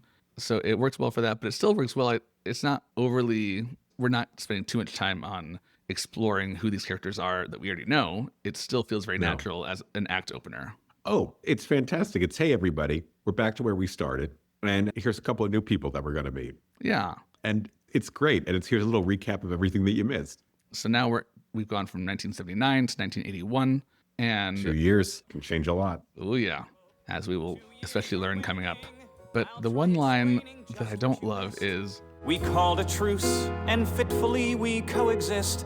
I'm still loose, she's still with the psychiatrist. So I don't have a psychiatrist, except on the Jewish holidays. it's not a bad line, but compared to how brilliant most of this show is, at least the way Christian Borle sings it, it feels clunky to me. Just psychiatrist. It's an awkward word to repeat so close together. Oh, that's interesting. That's actually one of my favorite ones in this. Really? Okay. Because it's, so I don't have a psychiatrist, except on the Jewish holidays. Yep. That's because I love it for that punchline. I love the punchline. It kind of, for a split second, takes me out of it briefly. Interesting. Oh, I love that. And again, I kind of love that. it's only noticeable because otherwise these lyrics are all so seamless and we're gliding from one song into another with easy transitions, and it all feels very natural. And I don't know why, for me, it just hits a little bit different that way. Do you think it's about how he's performing it, or do you think it's something in the writing? I think it's both. I don't, it doesn't bother me as much hearing Michael Rupert do it, but it still doesn't feel quite as natural as the rest of the lyrics. Interesting. Very interesting. So I think it's a little bit there and then exacerbated by Christian Borle's style of approaching the number. All right, give him a call. Tell him to fix it. I'll go right on that. And, I love that, About Time being the second part of the song. We're getting 2 different meanings of that. Like, it's about time you got here kind of thing, but also this is about time is what we're talking about. And we love wordplay. It's always fun. And he does it so well. Welcome to Falsettoland. It's about time, don't you think? It's about time to grow up, don't you think? So once we've now established our setting again, we go into the year of the child, and we're getting the main plot that we're going to be getting through the rest of the act, which is now Jason is about to turn 13 and have his bar mitzvah. So they're all singing about Jason for the most part, not to him, but about him while he's there. And Trina and Marvin are arguing, of course. And I love that while they're going through all this, Mendel's like, Stop! This is so much crap. Throw a simple party, religion's just a trap. That ensnares the weak and the dumb. Hey, stop with the prayers. How can you stop with the prayers at a bar mitzvah? The whole thing's voodoo, and I know more than you do. it's so funny. I have to ask you, did you go to a lot of bar mitzvahs when you were growing up? No, I'm a pastor's kid, Baptist, not a lot of Jewish classmates in my hometown, so I did not have that experience. So for a lot of bar mitzvahs, they pick a theme. Like the bar mitzvahs like centered around a theme, like you do a sports theme or like a Star Wars theme. I'm wondering, what do you think Jason's theme was? And it could be baseball, because Maybe baseball, we right? get into that. But I could also see it having nothing to do with Jason and all to do with Trina and Marvin arguing over it, and not even asking him really what he wants. Oh, that's so sad. It is. I was always hoping that there would have been a song that like explored what the theme of the bar mitzvah was going to be, but maybe that was not in their intention, and that's okay. I guess, only so much time. You could cut the March of the Falsettos number. We can make time. There we go. That's where you get the time from. I like that idea. This is another one where I get hints of spelling bee with... This is the year of the child when he spreads out his wings. Which is why I'm going to win the spelling bee. Oh, yeah. Those two go together really well. That I was love a bit more that. direct, but I still love it. I also, oh my God, it's so Piri when she goes, Now it's the bar mitzvah nears. Jason, put your Walkerman on and hum. it's so good. She calls it a Walkerman. I love it. Yeah, this is, as they're going through, there's just arguing. And then we're also getting a little bit from the lesbians next door. And Betsy Wolfe is just so perfectly ditzy and so pure and well-meaning. And I love her so much. Her and Tracy Toms. Oh, it wasn't Tracy Toms who did the understudy. Oh, it's going to drive me crazy now. Oh, whoever did it when I saw it that night to go for Stephanie normally covered Tracy Toms. That was Okay. Who was it? Okay, sorry.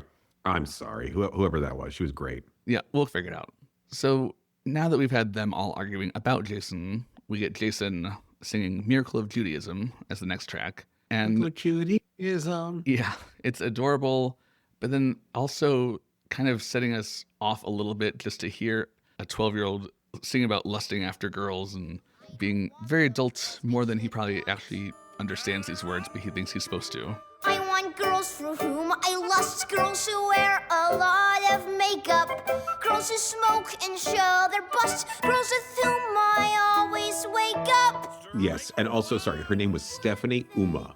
U-M-O-H. Oh, Stephanie, I'm so sorry. I hope I'm pronouncing your last name correctly. Please forgive me. I'm so bad with names, but she was fantastic. And she went on with a book in hand. She had never had a rehearsal, I think, as Trina, and she was just marvelous. Good for her. That's going to be like one of the nightmare scenarios of, you've never rehearsed this. Here you go. In front of a big Broadway audience. Have fun. Oh, no thank you. I'm always wondering in Miracle of Judaism, I'm like, I wonder if Bilford actually knew these girls' names. Tiffany, Axelrod, Zoe. I'm always like, did you know these girls? That's probably the case. I feel like a lot of this kind of reference to people, composers often tend to like to throw in little Easter eggs. So I love that. That'd be good.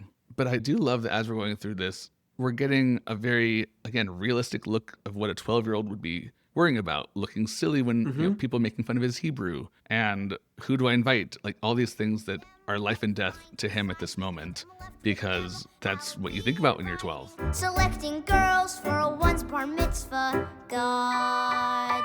That's the miracle of Judaism.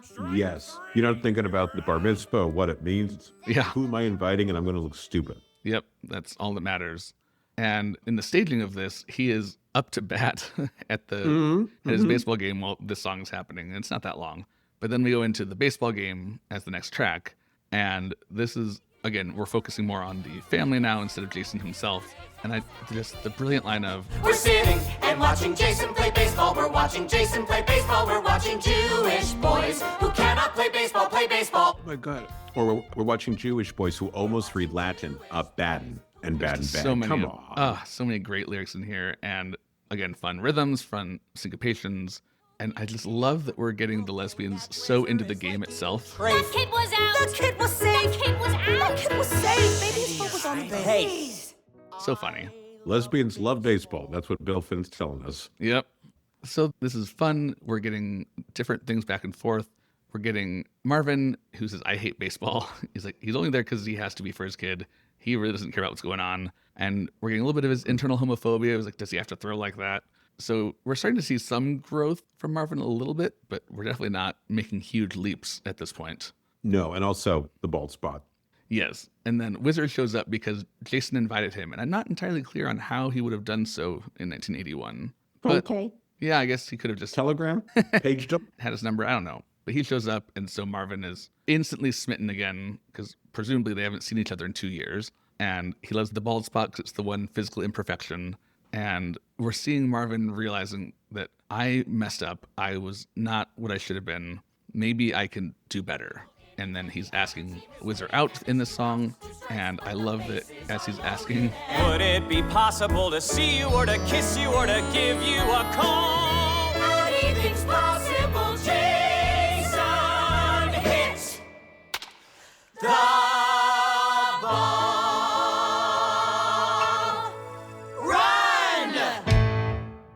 which is such a funny way because with the way it's phrased, you don't know immediately if they're yelling at him like Jason hit the ball, but then we find out no, it's actually Jason just hit the ball, but then forgot to run. So that's a really fun way to end on an unexpected note. I gotta tell you, when you don't know how to play baseball and you hit that ball, there is that moment of freezing, going, "Oh my gosh, I can't believe I just did it," and then you're like, "Oh yeah, I gotta keep running." Yeah. Now what? You forget sometimes. You forget, kids. Oh yes. And now we go into A Day at Falsettoland. Oh, another beautiful montage. Which, yes, and this is what they chose for the Tonys, a slimmed down version of this because it's a longer song. But we start off with Mendel, and I cannot get over Betsy Wolf's voice as she's the patient. You go out on the street and there are all these people asking for a handout. Then you go home, you open up your mail, and it's full of people asking for a donation. She's just got this nervous warble as she's speaking, and it's just brilliant. It's so hilarious. I don't know who she was impersonating or where she came up with that voice, but I really love it. It's so good. And then we kind of get Mendel and Trina talking, and did you hear that Marvin's back with Wizard? Trina's upset, and Mendel's trying to calm her down. Everything's going to be all right. But I love when Mendel is like talking about he's overestimating his libido, and Trina has no problem calling him out on that. Isn't it enough? I want you every night. Who? Every other night? Me? Every third night? Let's drop it. Everything will be all right. Oh, everything will be all right. Everything will be all right. It's just we're seeing, they're not newlyweds anymore. It's been a couple of years, and he has not maybe caught on to this is the reality, and it is what it is. Oh, now let me ask you: do you think this was a good number for them to put on the Tony Awards, or would you have preferred a different number from this revival? I think this is probably a good number because you're getting the three couples, and then they had Jason kind of as a narrator in between things. I like it. So I think it's a great way to give a sample that's also, musically interesting, but really does give you a sense of what the show is and the dynamics that are involved. And it would make me want to see the show if I hadn't heard about it before. It's well done. Yeah, I love it. And then next we go into the lesbians, and Dr. Charlotte is talking about her day at the hospital. And this section really bothers me, but that's just because I'm me. How come? Wait, how come? What bothers you? So I haven't really talked about this on the podcast, but I'm an emergency doctor, and hearing her talk about saving lives, and I'm like, nobody talks like that. It's not life-saving every day, all day. And so it's just me not liking that it's not realistic, which is, it doesn't need to be realistic. It's just a me thing. Wait, so tell me about your job again? I'm an ER doctor. How did you fall in love? Wait, were you theater first, then you got into this world, or vice versa? Tell me. I've always loved theater, and then I would have thought that I was a big theater person before, but really, in hindsight, I wasn't until COVID, and went down a Sondheim rabbit hole, and had lots of time to watch Sondheim things, because like a week before everything shut down, I went to a cabaret thing here in Minneapolis, celebrating his 90th birthday, and they did all these deep cuts, and I was like, oh, I don't know most of these songs, and then I suddenly had time to learn more. And so we went down the Sondheim rabbit hole, and then like a year ago, started getting more into realizing like I don't know as much about older Broadway as I should. Sure. Like, I know a lot more about 2000 on, and I really should know more about before. And so then kind of making a concerted effort to get to know that. And then that's kind of where the podcast came out of, and realizing that cast albums are, especially for older shows, how I've primarily always experienced Broadway until, it's only the last 3-4 years, like since the pandemic, that I've gone to New York twice a year and seen as much as I can. So I work in the ER to fund my theater addiction. I love that, though. I really love that. Thank you for doing that. I think that's so cool. Oh, thank you.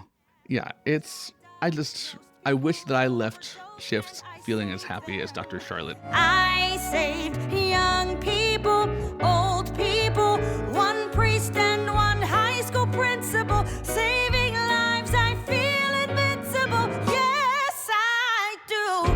Do you know how great my life is? I love that for her. I wish real life left me having that feeling more often. Oh, well. Yeah. Oh, I love that. Okay, cool. Very cool. And then I love right after that, Cordelia. You save lives and I save chicken fat. I can't fucking deal with that. It's such a so good funny. line. And it's like, that's a real thing that people think that, oh, people must really like you because you're a doctor. I'm like, no, people tend to kind of distance themselves more because it feels like they have expectations and assumptions. And it's like, that's, not necessarily true for most people, especially ER doctors are less formal than most, but oh well. It's all good. It's still a good song. Thanks for sharing it. It's so cool. Yeah. And then we go to Marvin and Whizzer playing racquetball as our third couple. Oh, boy. Yeah. And I really love, so they all kind of have their own variation on this melody. It's so gorgeous. And then they all come together. Do you know?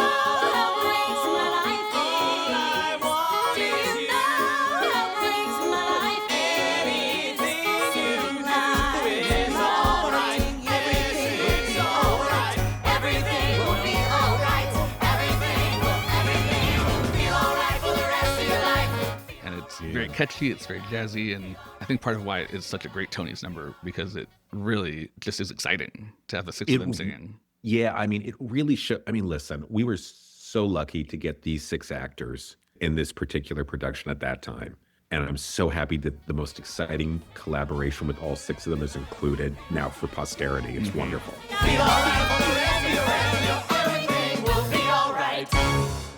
Then now we go to Everyone Hates His Parents, which is a very funny song. Mendel is really kind of coming into his own of being a part of the family, and you're seeing his relationship with Jason is improving, and Jason's trusting him more. And he's talking about, your parents are fighting, they're crazy. That's just what it is. Everyone hates his parents. That's in the Torah. It's what history shows. In fact, God said to Moses, Moses, everyone hates his parents. That's how it is. And God knew because God hated his. I love that line. It's such a good lyric. It's once again, this is a show. What I really appreciate about this is the universality of this piece.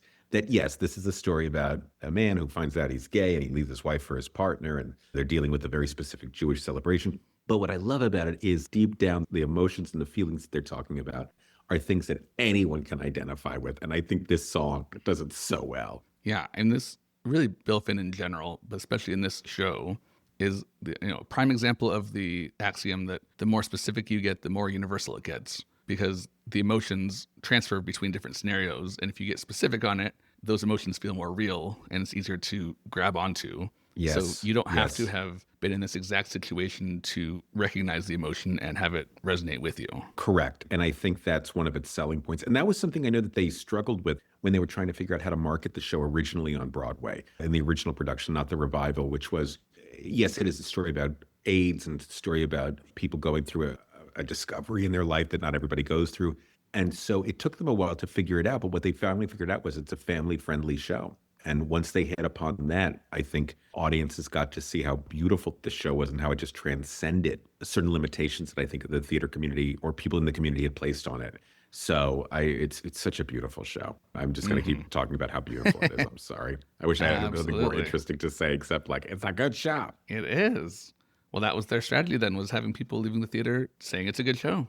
Yeah, and they, what was so smart is that they ended up getting, I think in the 90s for the marketing campaign, they got a priest to come see it and give it a quote, and a rabbi to come see it and give it a quote, and Miss America came to see it and gave it a quote. And so this was a show about family. And at the end of the day, that's what this show is. It's a family that's in a crisis. And, oh, Lordy, that's everything. Yeah, absolutely. As they're going through and fighting, Jason is just like, enough. I don't want a bar mitzvah. What do you mean you don't want a bar mitzvah? What do you mean you don't want a bar mitzvah? How do you think we feel about that? And I love the musical symbolism of instantly Marvin and Trina stop, and then in unison, what do you mean you don't want a bar mitzvah? It's like, yes. Oh, that'll bring them together, united again. They can both turn on their son and be like, what about us? It's like, oh yeah, you're still you. Yeah, right. Go ahead and kill your mother. Not with guns, but kill your mother. Rather than humiliate her, killing your mother is the merciful thing to do. Just really subtle there. No overreaction, kids. Yeah. No overreaction. Not with guns, but kill your mother. It's so good. Oh, that's wonderful. And then they go back to Jason, please see a psychiatrist. Well, I'm a psychiatrist. Get lost. Oh, I love that's my favorite line. Yes. Because It's it's like, like, oh, we're even going Mendel back to the can't win. reprise. Nope, we're going to cut that off. Nope, we're not going back there. I love it. And now we go to What More Can I Say, which is a very tender moment. We're seeing a very different side of Marvin. And this is probably the side of Marvin that made Whizzer fall in love with him in the first place. Yeah. That it's probably always been there underneath, and he's just been covering up with this need to control things to try to prevent pain and, all those things that people do. But it's nice to finally see him relaxing a little bit and letting this side out. Yeah, I mean, once again, we were talking a little bit earlier about the poetry of Trina's song. I feel like this song also, if you read it along, just read it without the music, it really is a poem, a real beautiful piece of poetry about. And once again, yes, it's two guys singing to each other, but it could be about anybody who's in love. And I think that's really wonderful of Bill Finn. I think to be able to create something specific, but also universal at the same time. So bravo to him. It's been hot, also very sweet, and I'm not usually indiscreet, but when he sparkles, the earth begins to sway. What more can I say? And this is kind of much more of a traditional song, quote unquote, than most of the other parts on this album, where it feels like a standalone thing that you could do at a cabaret because it is structured more traditionally. And I just love that Bill Finn's like, yeah, I can give you that too. I can do whatever I want. Yeah. Yes, you can. It's so good. Yeah, this one always puts a lump in my throat. Yeah. And now we start to turn because we go to Something Bad Is Happening / more racquetball. So now we have Dr. Charlotte mentioning that there's something happening. But before she gets into that, really, I love... People might think I'm very dykish. I make a big stink when I must, but goddamn, I'm just professional, never too nonchalant. If I'm a bitch, well, I am what I am. Female doctors still have to put up with so much crap with people not respecting them. And I can't even imagine how bad it was in 1981. And I love that we're seeing she is very self-confident. She is going to do what she knows needs to be done, and she doesn't care if you don't like it. And I love that about her. She is special. And it's really interesting. I would be curious to hear how younger people take this song, because I can imagine it seeming a little trite from a modern lens, where we know so much more about HIV and AIDS. But one, this is set in 81 when people didn't know anything yet. But even in 90 and 92... this was still probably very novel. I mean, obviously it's the first mainstream musical to be discussing this, but really in any context to be hearing about this, most people probably would not have anything to compare it to, and it would be really powerful just to be introduced in this subtle way. Oh, absolutely. Something bad is happening. Something very bad is happening. Something stinks. Something immoral. Something so bad that words have lost their meaning. What's also, once again, I think we talked about this a little bit earlier, but one of the things that's so brilliant about it is they're not mentioning AIDS. They're not mentioning HIV. It's just they talk about it, about this monster that's about to approach and decimate this specific community. I think that's a really, really smart idea, because if you're in the audience and you don't know anybody that, passed away from this disease, you know people who have passed away from diseases, and you're projecting that onto it. So you're going through these emotions of grief and mourning at the same time these characters are. It's really smart. So that way it's not, oh, that's a gay show or that's a gay disease, which is what people were thinking of the time. It's very smart of Bill Finn to keep it vague in that way. Really well done. Because I'm sure a lot of composers would be very tempted to get specific. Yes. Like a lot of shows will get into a place where they get so bogged down in being historically accurate. And it's like, that's not what the story needs right now. And it just distracts us. Like they could have called it GRID, the gay-related immunodisease, but is that going to help things? No, it's going to hurt the storytelling. And so maybe he never even had that inclination because he knew better, but I'm sure a lot of people would have put that in there. Correct. And also, I think if that's the case, people can automatically go, oh, well, this show isn't really for me or about me because it's dealing with gay people and gay issues. Yeah. And by leaving it vague like that, it just allows the show to have a more universal appeal about it. But yeah, continue on. I'm so sorry I didn't mean to cut you off on that. Oh, not at all. And then, in the racquetball scene, we're getting very similar to what we had before, but then Whizzer can't keep up. He's getting winded. He's not doing well. Yeah. So something bad is happening, not just in the world, but also in our story. Anything you do is all right. Yes, it's all right. Yes, it is. Everything will be all right.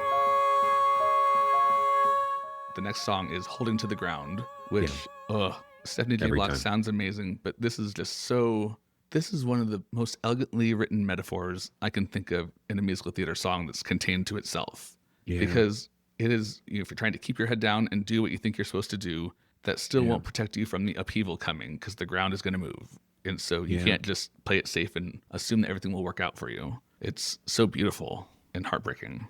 This one always gets me. Stephanie does it beautifully. I would encourage people also to listen to the recording that Faith Prince did, because she did it on the album from the 90s. And it is stunning. Yeah, and the way that the music is fairly repetitive for a lot of the song. Yeah. And we just kind of start introducing variations here and there to really nail home the idea that even if you think it's something steady, it's not going to stay steady and it's going to keep moving. Holding to the ground as the ground keeps shifting. Trying to keep sane as the rules keep changing. It's this lyric that always gets me. I'm plain, I don't astound, I hold to the ground as the ground keeps shifting, keeping my balance square, trying not to care about this man who Marvin loves, but that's my life. He shared my life. Yes, that's my life. And life is never what you planned. Life is moments you can't understand. And that's life. I mean, in one verse, she tells you what the meaning of life is, how great. Yeah. I mean, you can sit through whole shows where they don't do that. Right. She'll tell you in one verse. Life is never what you planned.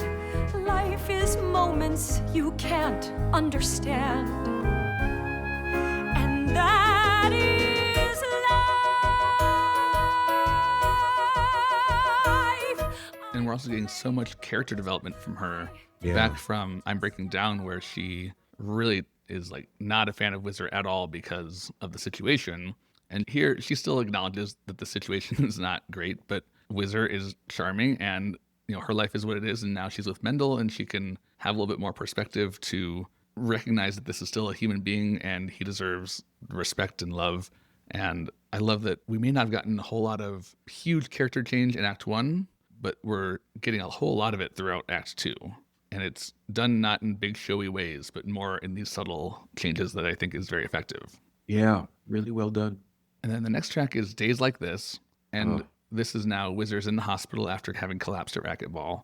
And I love that we get a glimpse of different people's approaches to someone who is sick. Marvin is sort of being earnest, but also cutting it with jokes here and there. But today you seem to be on the way to recovery. Oh, Whizzer, I want to applaud. It's days like this, I almost believe in God. Days like this, I almost believe in God. Cordelia's bringing food because that's what she knows how to do. Mendel's making bad jokes. Jason's letting him win at chess. They all have their own approach to how to try to help the situation. Yeah, and what I love about this is if you've ever been in a situation like this, and I'm sure, as a ER doctor, I'm sure you have, but this idea that we're going to try to pretend that everything is normal.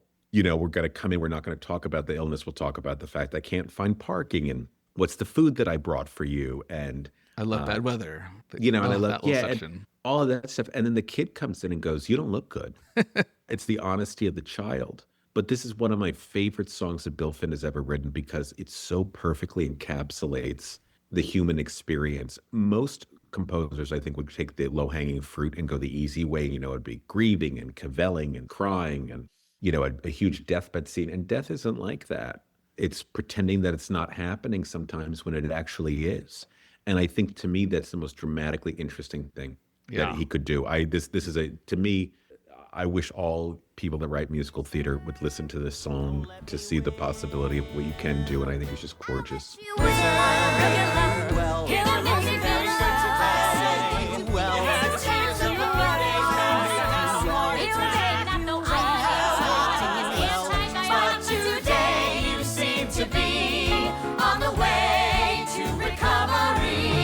The next song then is Canceling the Bar Mitzvah. Oh, and this is further evolution of both Trina and Marvin, whereas before they were entirely dictating everything about the bar mitzvah. Now they're letting Jason actually be in control and let his preferences guide what's going to happen. And it's not been that long, but such a major event like this can really sharpen priorities and what matters.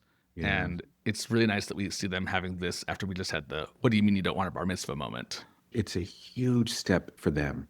And then the innocence of Jason of can't we just wait till Whizzer gets better And then We can't be sure when he'll get better, when or if he'll ever get better. it's just Yes. such a difficult conversation to have with a kid who doesn't have any experience with this happening before. And so it's like, well, of course he's going to get better because he's only experienced things like the flu and a cold and stuff that gets better.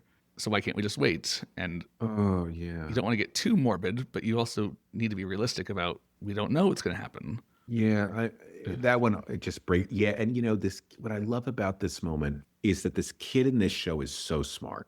They've presented him as somebody who's so emotionally mature and intellectually mature. And then to have the innocence of, well, of course he's going to get better, isn't he? And it's just, that gets me every time. That kid is still a kid. Yeah. And it could very easily come off as petulant, but I think it's so well played that Why don't you make this dumb decision yourselves? We'll have the bar mitzvah. No. Then we'll cancel the bar mitzvah. No. We'll wait until you make a decision. like he is just too overwhelmed in that moment to make a decision, and that is so real. But they don't play it as he's being a brat. It's their understanding that he needs a little bit of time to process what's happening. Yeah. Oh, And it really matured them to say, we'll wait until you make a decision. especially because it can be very easy to get into well, we spent all this money, we have to get the deposits back and go to that place right away. And so it's wonderful that they don't do that. Yeah, and it's also what I think is really lovely is that Mendel, I think you actually see in this moment why he was probably not a bad therapist. When he goes, we can't be sure when he'll get better, when or if he'll even get better, but the hall is booked and the band's been retained. So Jason, please, what we'll do is your decision. There's no right and there's no wrong. Just say yes or no and we'll promise to go along. It's very lovely to give him that ownership. Because you're right, it could have easily been, we paid all this money and what are you doing? And Wizard wouldn't have wanted that. It's great. Yeah. It's really great. Holding to the ground as the ground keeps shifting. Trying to keep sane as the rules keep changing. Keeping up my head Keeping up as my my heart head as my heart falls out of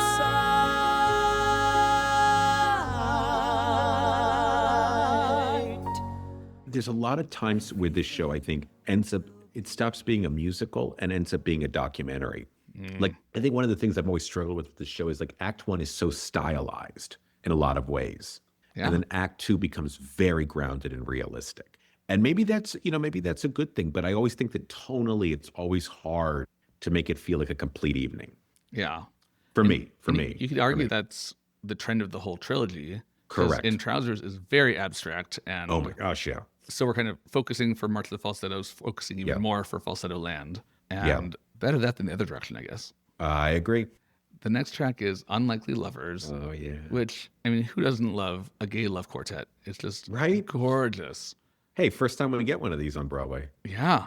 And we get two, get a male couple, a female couple, and they clearly all care about each other so much. And at the beginning, Andrew Rannells is just vocally so good at delivering the character and where he is right now. It's like when he sings, "It's just that I haven't died yet." You can hear both that he's making a joke, but also he's not doing well. And he's just trying to lighten the mood. And that's a lot to get through a very short line, but he does it. And more things like that throughout the song and really the rest of the show. Please don't get morbid. Right. It's just Don't fight. That I haven't died yet. Just stop it. I'm sick, but kicking. So with this, though, Marvin is now fully being the dutiful partner. I'm not going to leave your side.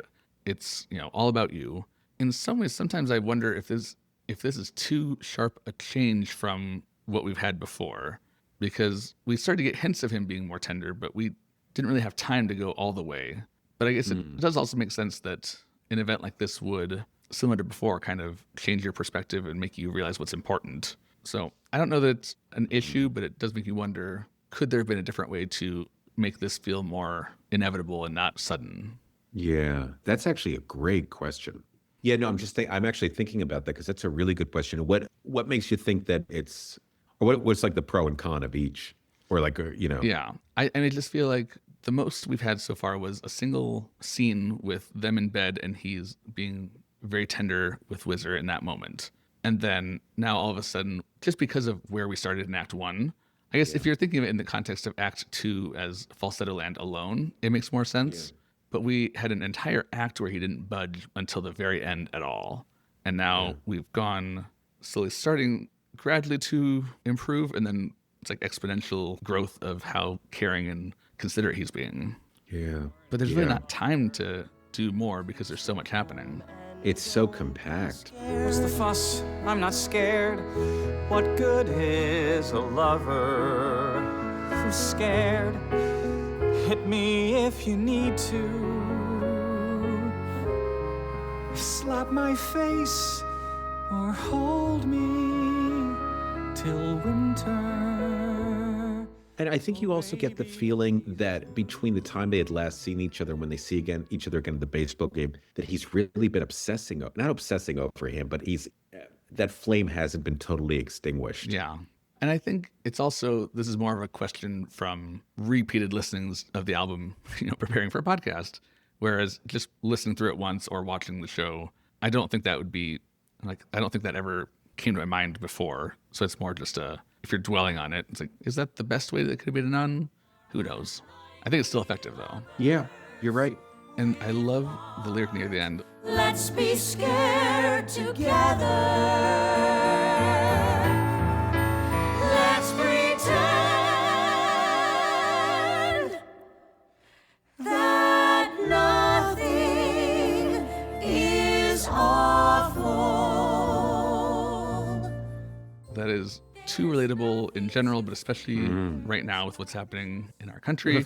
It's like we're scared together, but we're going to stand with each other. And that bond that the four of them have is so beautiful to see coming out of this tragedy, that they are using it to become more human with each other. It's a chosen family. And we don't get a lot of songs like that. Yeah, and we'll get that even more in a few songs when they come together for Jason's bar mitzvah. But before we get there, we have another miracle of Judaism, which is a reprise of earlier, basically. But I love the line when Jason is talking to God. I don't know if you exist. I can't hear your fingers snapping. Are you just a big psychiatrist? Or can you make things not happen? Yeah. Such a great way of how you might try to conceptualize something huge by relating it to something you know. And again, we're seeing more of that innocent side of him that's coming out now that circumstances are necessitating it, versus before when he was always the more adult one.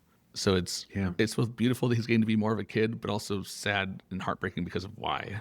Could you please make my friend stop dying? Yes. And he goes, I'm not naive, but it won't be easy. But if you could make my friend stop dying, God, that'd be the miracle of Judaism. I mean, it kills you every time. I mean, I gotta tell you, from that second racquetball game to the end of the show, I'm just a mess. Yeah, absolutely. And that's a pretty quick track, and we go into another quick track of Something Bad Is Happening reprise. And this, I think, is probably more transition music than anything else. It would be a skip if it was longer. It's not really worth getting your phone out and going to the skip button, because we're really not getting any new information. It's just the same lyrics as before for the most part.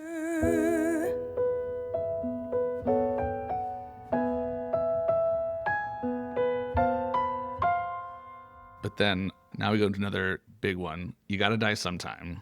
Wizards Act 2 big song. And there's so much here for an actor to dive into while having these amazing notes and words to sing.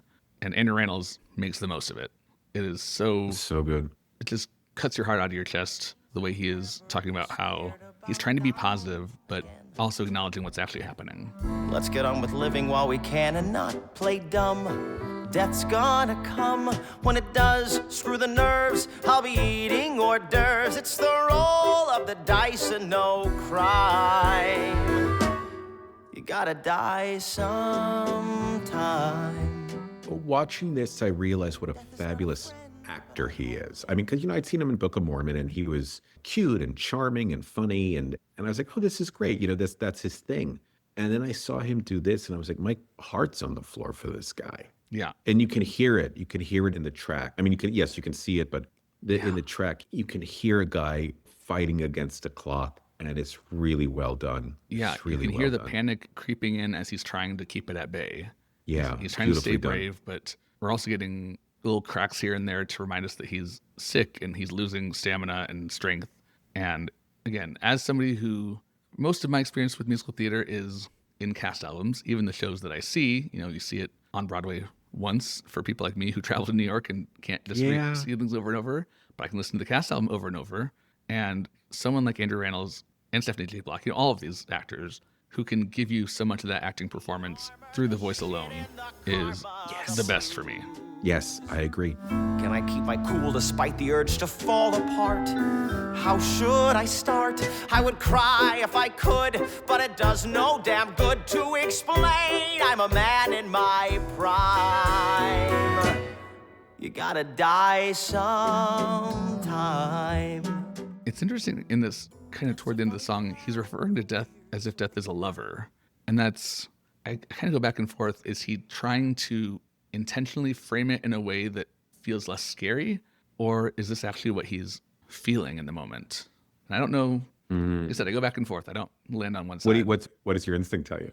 I feel like he has been in enough awful relationships, probably not just Marvin being awful to him, that something about this being horrible and tragic and anxiety-provoking, I'm sure does reflect back on some relationships and kind of has that Pavlovian response. So I think there's probably some of that, and then he maybe leans into it a little bit to make it not seem so scary. Like, okay, this is not that unfamiliar. He puts his arms around my neck and walks me to the bed.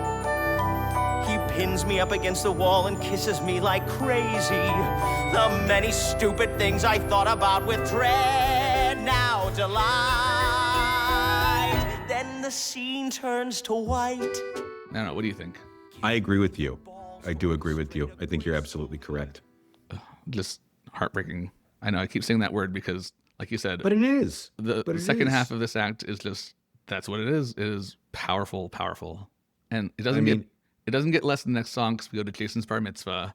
To the detriment of all of us, this is a reason to procrastinate. That if you don't make a decision, eventually you'll come up with a better idea. Yes. So I'm like, yes. I don't need that. I don't need someone to confirm that I should wait to make a decision.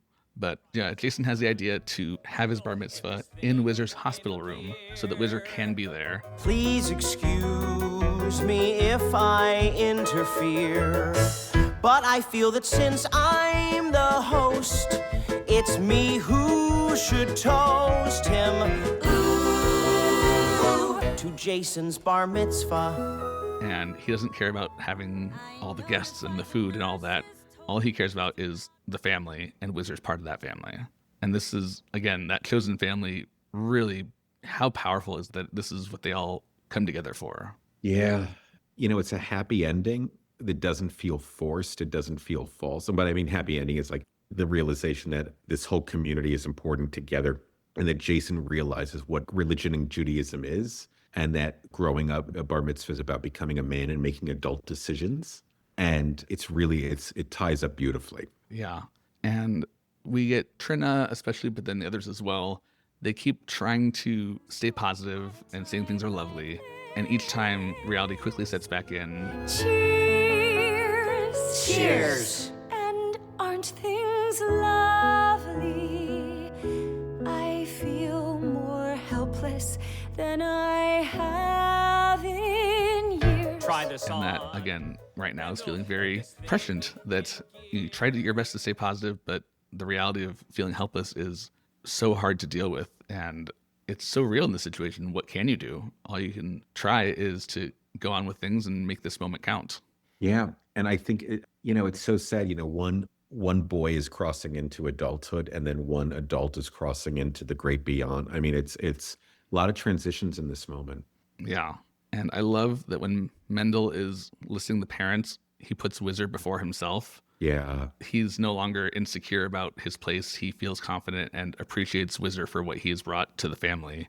Yeah. And it's just, again, a subtle thing that shows how far all these characters really have come.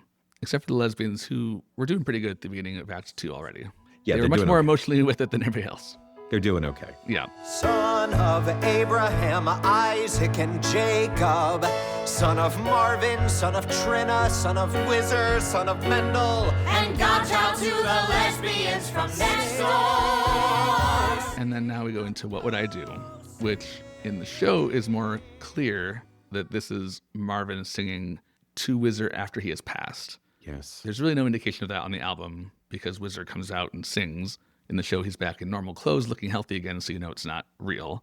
But on the album, it's just a beautiful gay love song, which we don't have enough of, and I love it so much. There are no answers, but who would I be if you had not been my friend?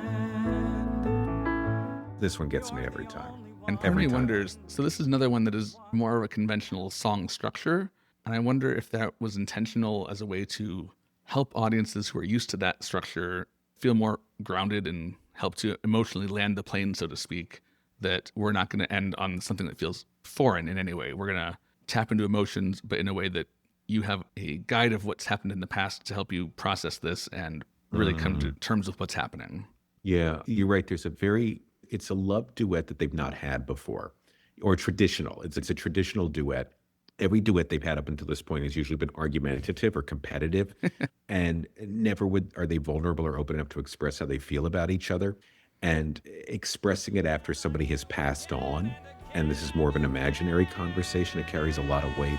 What more can I say? How am I to face tomorrow after being screwed out of today? If this song was done at his bedside while he was alive and dying, it would have been moving, but not as moving as this. Yeah, it would be a little bit more cliche. Yeah, absolutely. And it's so much sadder, but also beautiful that he is having this moment still. He's continuing his evolution of emotional maturity through the process of Whizzer dying.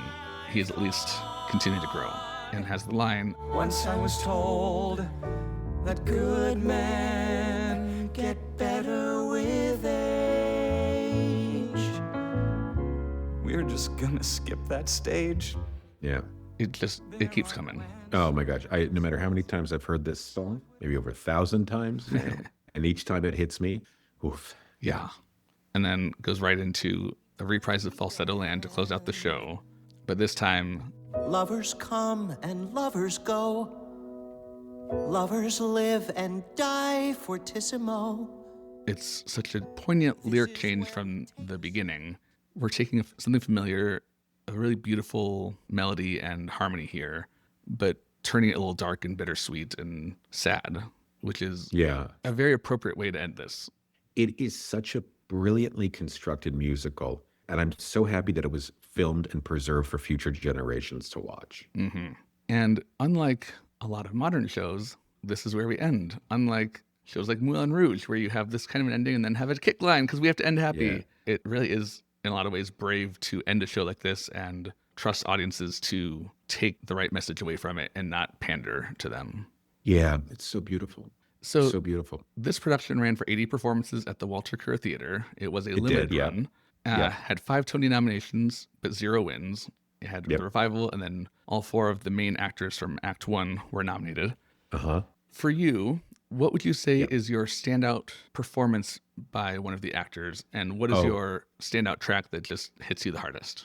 Brendan Uranowitz, who I think is able to fill a Bill Finn character, or fit a Bill Finn character like a glove. His ability to capture the neurosis, the intelligence to make the weird syntax feel natural is really, really stunning to me. I mean, everyone is great, but Brandon's performance to me really sticks out. And then What Would I Do is, to me, the 2 guys, Andrew and Christian. It's perfect. And and of course, Stephanie's Breaking Down is a great moment as well, but those 2 guys on What Would I Do is just gets me every time. Yeah, I think it's Stephanie with I'm Breaking Down.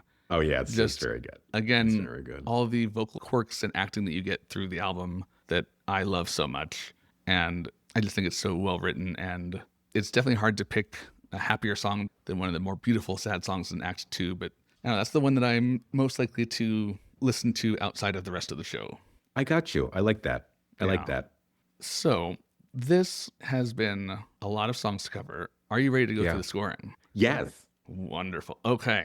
We're going to start with composition. For music, out of 15 points, what is your score? Oh my gosh. I'm going to give it probably a 11 out of 15. Okay.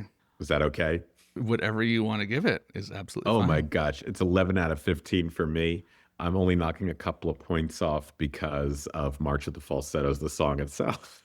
And there's some songs in Act 1 that I'm like, I can skip over these and be okay with my life. Yeah, I'm going to go with 13 because I think Hey, nice. there are definitely a few things that don't hit as well, but still are, again, it's like the worst of Sondheim and Bill Finn is still better than most of what's out there. Absolutely, So- absolutely. It might be for me like Act 1 is a 9, but Act 2 is like 13, 14. Yeah, that makes sense. And then for lyrics out of 15 points, what are you going to go with? Oh, 15 out of 15. Wonderful. I went with 15 14 out of 15. just because there are, like I said, a couple of things that just don't feel quite I as know. natural with everything else, but there's The not a whole lot to knock psychiatrist from one this. is getting to you. Yeah. Yes. And then for performance, virtuosity. So how well these singers are performing using their instruments and then the pit instruments as well. I'm going to give it a 12 out of 15 because as wonderful as they all are, there's a cleanliness to a lot of it that, like I said, the original in my mind is because it's just so ingrained in there. They're all in the original, they're all great singers, but there's a dirtiness, a grittiness to it. And this sounds a little bit too homogenized in some places for me. It does not mean that's a bad thing whatsoever. It's a different sound. It's a different era. But for me, it would be a 12 out of 15. I went with 13. Good. I think, Stephanie J. Block, Andrew Rannells, listening to them sing I Have No Notes. Christian Borle is fitting the character very well, but still sounds really good. I think Anthony Rosenthal's Jason has probably the most pitch issues here and there, which we forgive because he's a kid. But there are just a few things that, I'm not going to go all the way up the top, but it's still overall pretty good. And I really like listening to it a lot. Okay. And then for the personality of the performance out of 15. So this is more, are the performers on the recording conveying more than just the notes and words? 12 out of 15. I went with 13 again because Brandon Aronowitz and Stephanie J. Block are like a 17 out of 15 for me. But then Christian Borle often is flat emotionally, which is the character, not a defect in his acting, but it's just not giving quite as much.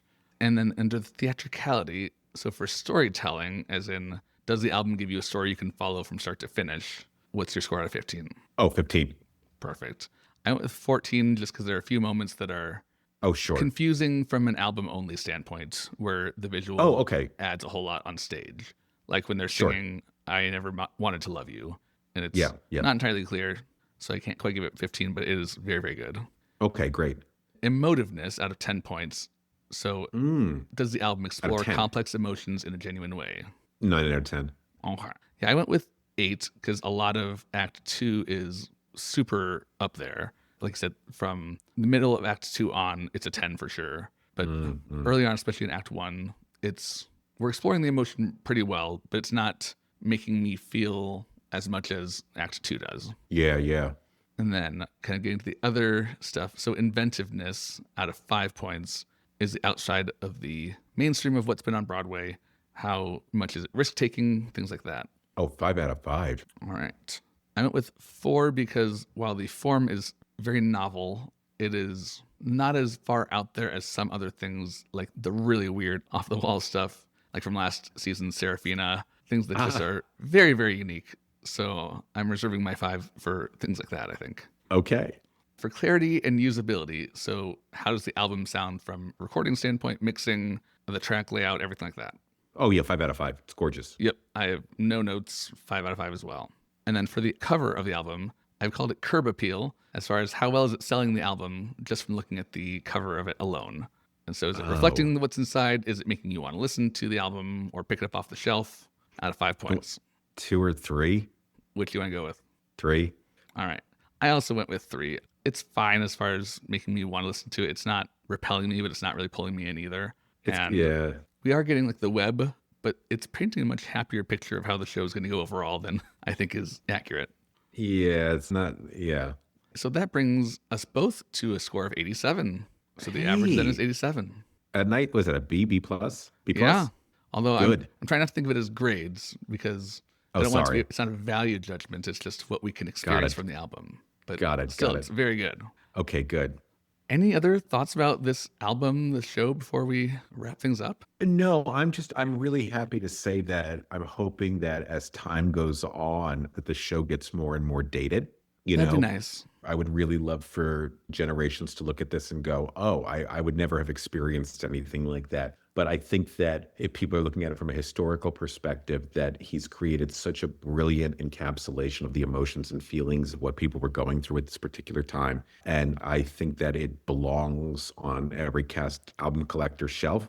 I will say, though, in full disclosure, that if somebody said, do you want to listen to the original or the revival, I'd probably end up going with the original, just because I think it's closer to what Bill Finn's intentions were. But that doesn't mean, to have some of the greatest actors of musical theater all working together. And one of the things I really want to applaud about this production is the fact that they went for Elphaba and Elder Price. Is that right? He's Elder Price. And then the great Christian Emmett. Emmett, it was great. It was like saying, how do we get young people to hear this story? Yeah. And we'll get the ones that they all love. We'll get the guy from Book of Mormon. We'll get the woman from Wicked. And I think that was a marvelous way of bringing a new generation into it. And I really hope it's something that a new generation can just appreciate as a museum piece and that they never have to deal with it. Yeah, just appreciate the beauty of the score as a whole. But yeah, hopefully the events will not feel as familiar. Yeah. Thank you so much for taking the time to talk to me, Rob. This has been so wonderful.